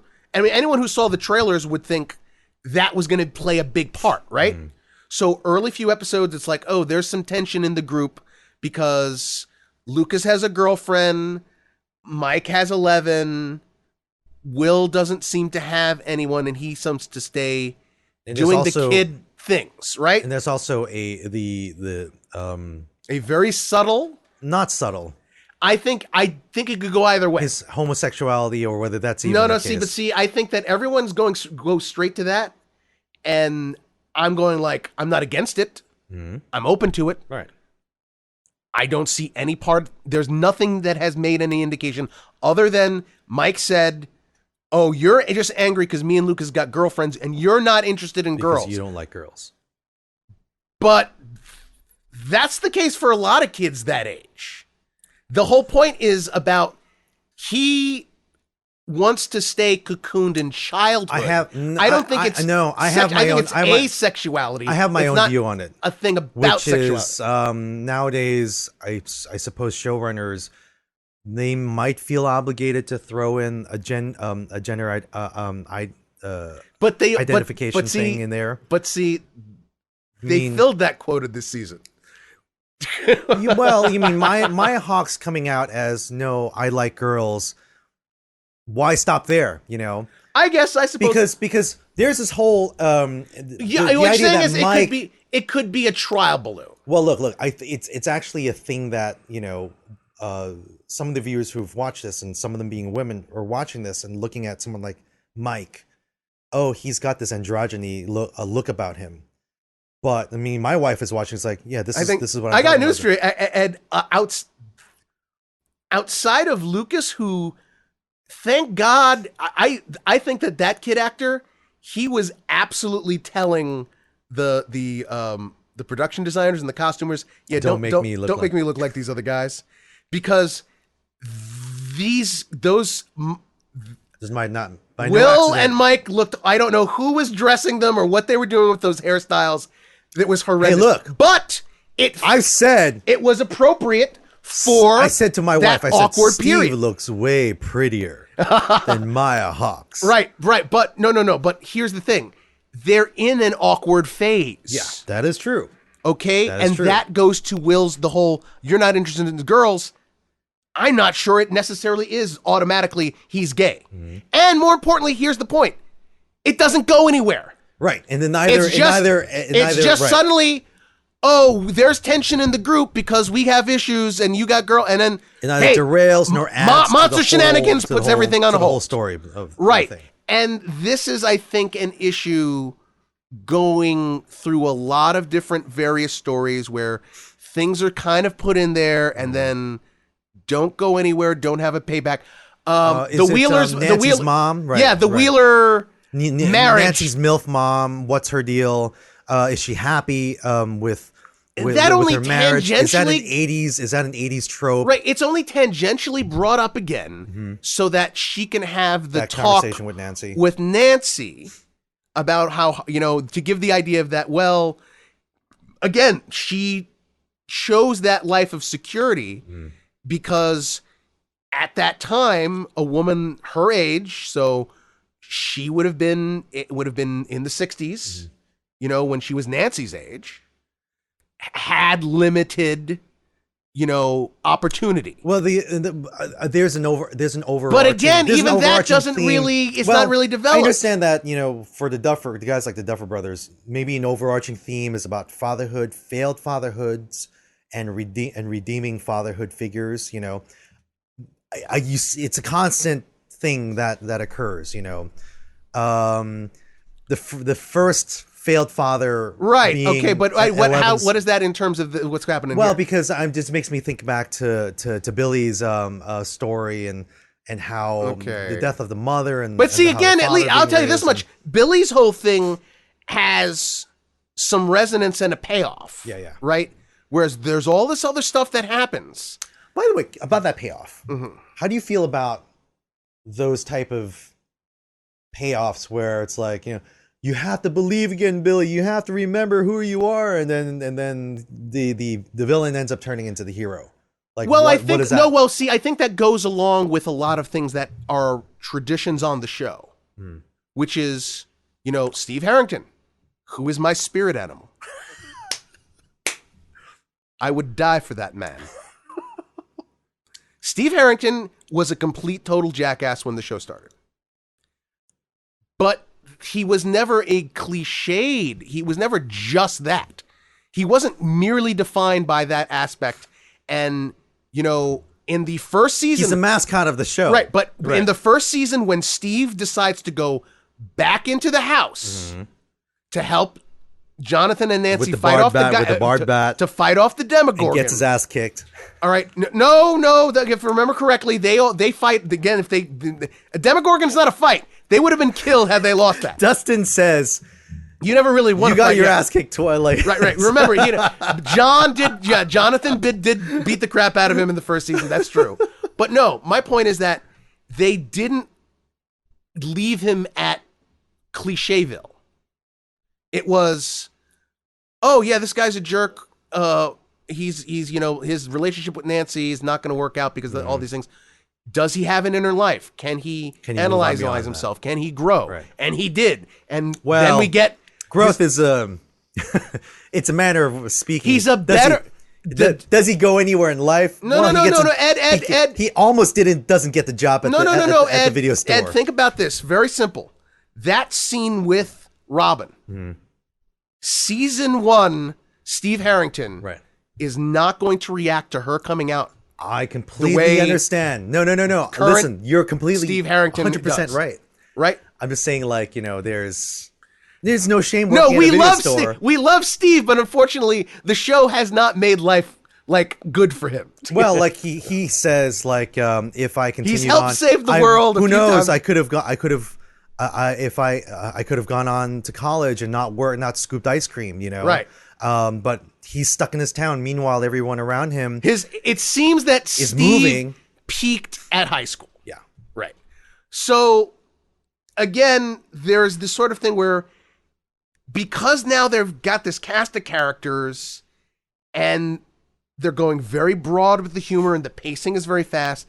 And then again, like I said, suddenly we've gone from, oh, here's an 80s reference to, hey, remember the 80s? We're shoving stuff. We have to have of what, like a 3.5 or 4 minute discussion about New Coke. We have to have Dustin sing Never Ending Story. I would be cardboard fine. cutout of Phoebe Cates, which I need to go on the internet Right. and look, Now, look up that. I want that. don't have a problem with having those sort of amounts. It's having references, but this was a more obnoxious version of the previous season. And I'm completely because fine it's with that. not as, and that also goes with the fact that pacing was less leisurely and more boom, boom, boom, boom, boom, boom, boom, boom, boom. Now, this is also the season where my suspension of disbelief was just blown out of the water. I can't. It's a show, John. Okay, it's a show about a mutant girl who opens a doorway into another dimension where a hell beast lives. Sounds like female legion. Great, right? Okay, now here's the problem. Actually, you're not. Legion is a female legion. Actually, you're not that far off. I get that you say, well, everything goes. Why is anything gonna be? But no, stories have to have some kind of fucking logic to them. All right. So, John, this is a small town, right, that already was under the United States government's radar because they had built their own secret lab there, right? In the Collusion Mall. Okay, right. No. So, season 1, season 2, there are incursions from another dimension there that the psychic child that was produced there helped to fend off. And then the psychic child gets adopted by the local police chief, who ends up getting a deal with the new sort of good guy head of that project, right?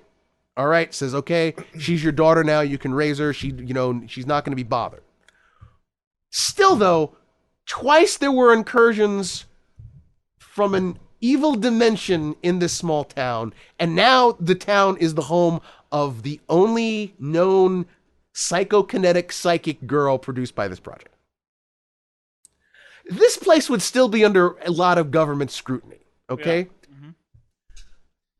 So you're going to tell me... It'd be Area 51 by then. So you're telling... No, you're telling me... Absolutely correct. All right, you're telling me that the Russians, in a very short period of time, were able to not only build their own secret base there. What makes you think it's a short time?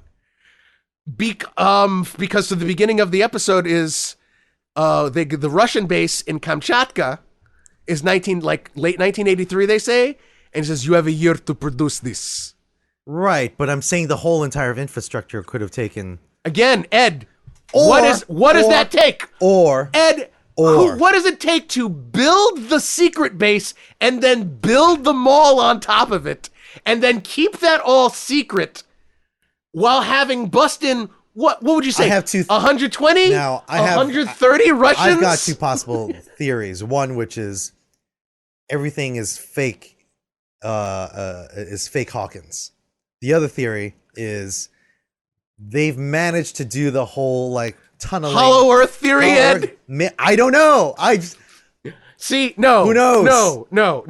Who knows? And then here's the other thing, John. Who knows? The Russians in this place, as Ed pointed out to me, there are enough of them that they don't know each other. This isn't a small operation. It's true. This isn't there's John, 12 of these guys there. Compartmentalization. No. There's a scene where they how... infiltrate, right? Where two of the main characters, they infiltrate, they they gun down a bunch of Soviet thugs, soldiers, thugs. They resume and put on their uniforms, and they drive by security clearances and go, just smile and nod. And again, it was like, oh, you're new. Oh, you must be new here. Again, if there are enough of these Russians running around this place that not everyone knows everyone. Okay, so what do we got going on here? Is essentially this base built underneath a mall has enough people operating in it who are, by the way, John, they're wearing their Russian uniforms. They're underground on enemy soil. This is what I'm talking about, the yelling. Underground on enemy soil. Why are they wearing their uniforms? We're in Saturday morning cartoon territory here, okay? And that's the issue. The show before was a lot more subtler. It had more nuance to it. And this season was just complete and total, like, shitball craziness. And I'm not saying it wasn't entertaining shitball craziness. Really, because there's a lot of fun stuff. Hopper PI is absolutely fantastic. I would watch that show. What do we mean by that, folks? It's that Jim Hopper in this particular season is obsessed with. He shaves off his beard, but keeps the mustache, the Tom Selleck mustache, and he's wearing the Hawaiian shirt of Tom Selleck Magnum PI. Even Joyce is like, "What are you wearing?" And his adventure in the season produced enough footage that looked like an 80s tough PI cop type show with a sidekick Joyce that Byers, someone online actually produced a version of the Magnum PI opening that looks and sounds just like it would. In other words, it's like Hopper, PI, down, because they've got him in the Hawaiian shirt. He's beating up guys. He's driving around in a convertible Cadillac. Okay, it's all So you're on this Hopper, like, what happened to Jim Hopper? Justice for Jim Hopper is what you're saying. Well, this is sort of a. Where do we go from here? This is a very Empire Strikes Back feeling for me here because. And I said to you as soon as I finished, I said, if the Duffer Brothers do not bring him back, I will find him and I'll bring them to the Upside Down. Yeah, I'll torture them or terrorize them or whatever. I'll put one of their hands in a cigar. And maybe it was just really late for me to pay attention, but you brought it up to me. Oh no, there's a post-credit scene where we're back in Russia, somewhere in Russia, Eastern Europe. Whatever. No, it's Kamchatka. In a gulag. It's the Russian. It's the same Russian base we saw at the beginning of the season. Some gulag, right, in Eastern Europe, and they grab a prisoner, like these jailers. They grab a guy, and from one cell, and they transfer him into another one, and they unleash. They feed him to the Demogorgon. The Demogorgon. But before they did that, as one of them was going towards one cell, one of the guards goes, "No, not the American." So Hopper died in front of the crack into the Upside Down that the Russians were trying to open. Could he have disappeared into the crack? We're going into search for Spock territory. Right, exactly. We're going. And Mark Leonard. Mark Leonard's. Hello. Mark, you played Spock's dad. What are you doing here? How could you? How could you have left him here? He trusted you. Aren't you dead? Did you hear about the same thing happened with Rip Torn? I know. But so where do we go from here? Because the death of Hopper, any issues I had with the season, man, that gut punch. I just blew my own brain out. Okay. Shatner appears in the next season. Oh yes. Well, they're gonna need a new mayor. They're gonna need a new mayor. Well, no, Ed. We had it better. We had it better because we said not a chance. With Hopper gone, Frakes should be the new chief of police. Yes. And he should come in there and he's like, I don't know how Jim Hopper ran things around here. False. Jonathan Frakes is the new chief of Hawkins. Yeah. This was just a creation from the writers. No way. John, who's not seen the show, exactly. The best contribution of the entire Not this day. time. Not this time. Yeah, no way. But where do we go? Because Hopper's death changes everything, and was very brave. Because ever take Russian lessons? Yes. Because all right, guys. Because would you believe that there's a Russian base under Billy dying, right? Kept with the whole characters with the name B die on the show. Seems to be a tradition on the show. The first season was a character named Barb. The second one was a character named Bob. They decided to go with Billy. And when he died, I was like, okay, there's your death for the season. Moving on. And then Hopper eats it. Or appears to eat it. And so I'm going okay, I was not expecting this. And then suddenly the ripples are all there. Because Hopper is gone. Well, somebody's got to take care of 11. Joyce was thinking of leaving the town anyway. Now she has more reason than other. Because let's be honest, Joyce did not only see Bob die, getting feasted on by the Demogorgons, which the show lingered on for what seemed to be like 5 minutes. Played by Samwise Gamgee. Played by Sean Astin. But remember, she kind of had to kill Hopper. Because she's the one who was there doing the Superman 3, double key thing with the belt and whatnot. And then she had to do it. So, of course, she's done with this town. So she's leaving. She gets custody of 11 because she's the only one other adult in the town who knows what the hell that's all about. This breaks up Mike and 11. It breaks up Jonathan and Nancy. It's a whole new dynamic going in for the next season. Yeah, and you had some, I'm not going to say conspiracy, but like the Steve Harrington, maybe Nancy's going to come a crying. I think that there are relationship to issues. the hair. I think that, I knew you'd come back to the hair, baby.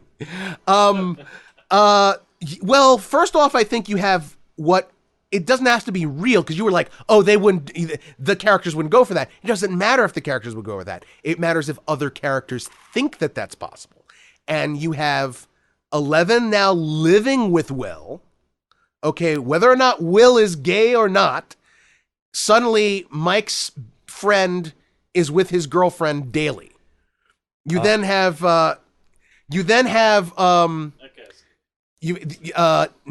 Nancy. All right, and you have Nancy and Jonathan. They're broken up. Steve is left in Hawkins with Nancy. So is it possible that they get together again? Or is Jonathan now worried that Nancy... Because all you need is that one scene where Jonathan is talking to Nancy on the phone and she's going like, blah, blah, blah. I was just talking to Steve the other day. Why were you talking to Steve? And, dramatic grist for the mill. Well, one thing I kind of mentioned yesterday in that conversation was, are the Duffer Brothers, are they willing to, at some point, go, we're done with the 80s, we're moving into 90s territory? Because years pass? Well, yeah, exactly. Like, when the next one hits, how much time would have elapsed? Because these kids, they're growing up. Yeah, they are growing up, yes. There is a stark contrast between how Millie looks now compared to when she started the series. I think there is, however, a clue in the show, which is once the decision has been made that, Joyce is going to leave with 11 and her kids. What do they say? Oh, we'll keep calling you and then we'll be back maybe Christmas or Thanksgiving. And then you see the first episode of The Simpsons in the background, right? I don't even know what you're getting 89. That would make it 89. No. Christmas or Thanksgiving, because since season 2, they've been dropping them on holidays. Season 2 was Halloween. Season 3 they dropped, it was about July 4th, and it dropped July 4th. Okay. Christmas or Thanksgiving, maybe I hate the idea that, we'll get together every single time something batshit crazy happens. Or something batshit crazy happens every time we get together. Every time. Okay, fine. Either or, right, yeah. Chicken or the egg. The chicken or the egg, Right. But granted, nothing normal is ever going to occur on with a title like Stranger Things, right? So what you would like to see is you want a time jump? You think that they need a rest? And that they need to pick this up. Well, even though, they're from 2007 to that's 2 years, right? 2007. I'm sorry, 2017 was season first 2. Season 1, right? Was it really 2 years? Was it only 2017? Yeah, 2017. Wow, okay. So, the next time you're going to see them, they're... No, you know what, Ed? We were a long time... No, was it maybe earlier? Was it 2016? I pulled it out. I didn't pull that out, but... Don't pull it out. Let's see here. All right. Again, season 1, July 15, 2016. Season 2, October 27, 2017. So 2016. So it's roughly over 3 years. Roughly 3 years. Okay. I don't see a reason to do a time jump. Well, even then, like 85, it's 85. Right, yeah. In about, So every season is a year. like he said, in another 4 years, it's Simpsons. You know, like in another 4 years. if they do Another 4 seasons. if they then. do, And also remember, the Duffers basically said they're on a 4 to 5 year track with this story. 45-year track with the story. Okay. Okay, so either next season will be the last season, or it'll be the next to last season. Or if we're lucky, we get to have spin-offs. Harrington, PI. PI, you know. But Hopper, you know, PI, you know. Hopper, dead PI. He's not dead. Like not you said, dead. we didn't see him die. We didn't see him God die. There's no damn it. body. I think that going forward, the next season is gonna follow in suit. I think that we're gonna basically end this out with these kids on the cusp of graduation or graduating. Yeah. That's what we're gonna get to, and they're pretty close to that. By the way, right I did now. like your theory on or idea that Hopper doesn't exactly come back, and that 11 has to. Well, kill I will him. just want to say this: anyone out there, long before there was any talk of what season 3 was going to be, I said Russian involvement. I called the Ruskies. Cold War. I mean, that's just Yes, natural. but there was no indication. There certainly was no indication of Russian agents in Hawkins, and I called that. Okay? So here's what I'm calling right now. I'm saying season 3. season 4. Season 4. They're going to gut punch us even more, and that we're going to get Jim Hopper back, but it's not going to be Jim Hopper. Don't like that theory. Of course you Don't don't like like that. it because it tears your heart out. Well, again, because you give us so Yes, because you it give us all abuses you. that. Of course, Ed, and that's why they'll do it. Jim Hopper will come back, but it won't be Jim Hopper. Jim Hopper will be a complete and total possessed by the mind flayer. First time around when our hearts are ripped out. And 11. 11 will be forced to destroy Jim Hopper's whatever the physical form of him. Nope, not going to buy it. Nope, not at all. Yeah, that'll be it. That's what I'm. I calling think. for. I mean, like you said, because I asked him, like, well, what about other mutant kids? I wish You know know, what I mean, the whole controversy about saw that them in episode in season 2 has always pissed me off because there's nothing wrong with that episode. It's perfectly fine. It furthers the mythology. thank you. Whereas all the upside down shit so far is stagnant. We still don't know anything. What they did with Eleven's quote unquote sister in that one episode and expanded the world. And gave an idea of what other things could happen. It came and and went, because of and this that's it. weird freak out amongst the fans, they ran away from it. And I would honestly... Wait, what was the freak out? What exactly was the... everyone hated that episode. Why? Because fans are fucking morons, Ed. Period. I'm sorry if you were out there and you didn't like that. You're a moron. It wasn't this horrendous crime against nature. It was... You didn't like those characters? Guess what? Those characters that 11 were hanging out with, you weren't supposed to like them. They were supposed to be negative influences on her, okay? Period. If you couldn't handle that because I want to be in my, comfy nostalgia world here. I don't like people with mohawks. We're done with the show. No. No, literally. No. We have no more. We have nowhere. No. Everyone's leaving the show. Leaving the show. No. Yeah. Sit down. Get back from the exits. I'm not done with my rant. Shut up, that baby.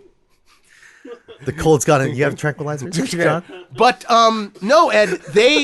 There was this big fan freak out about that, and if anything, in season 4, they honestly should get back to that.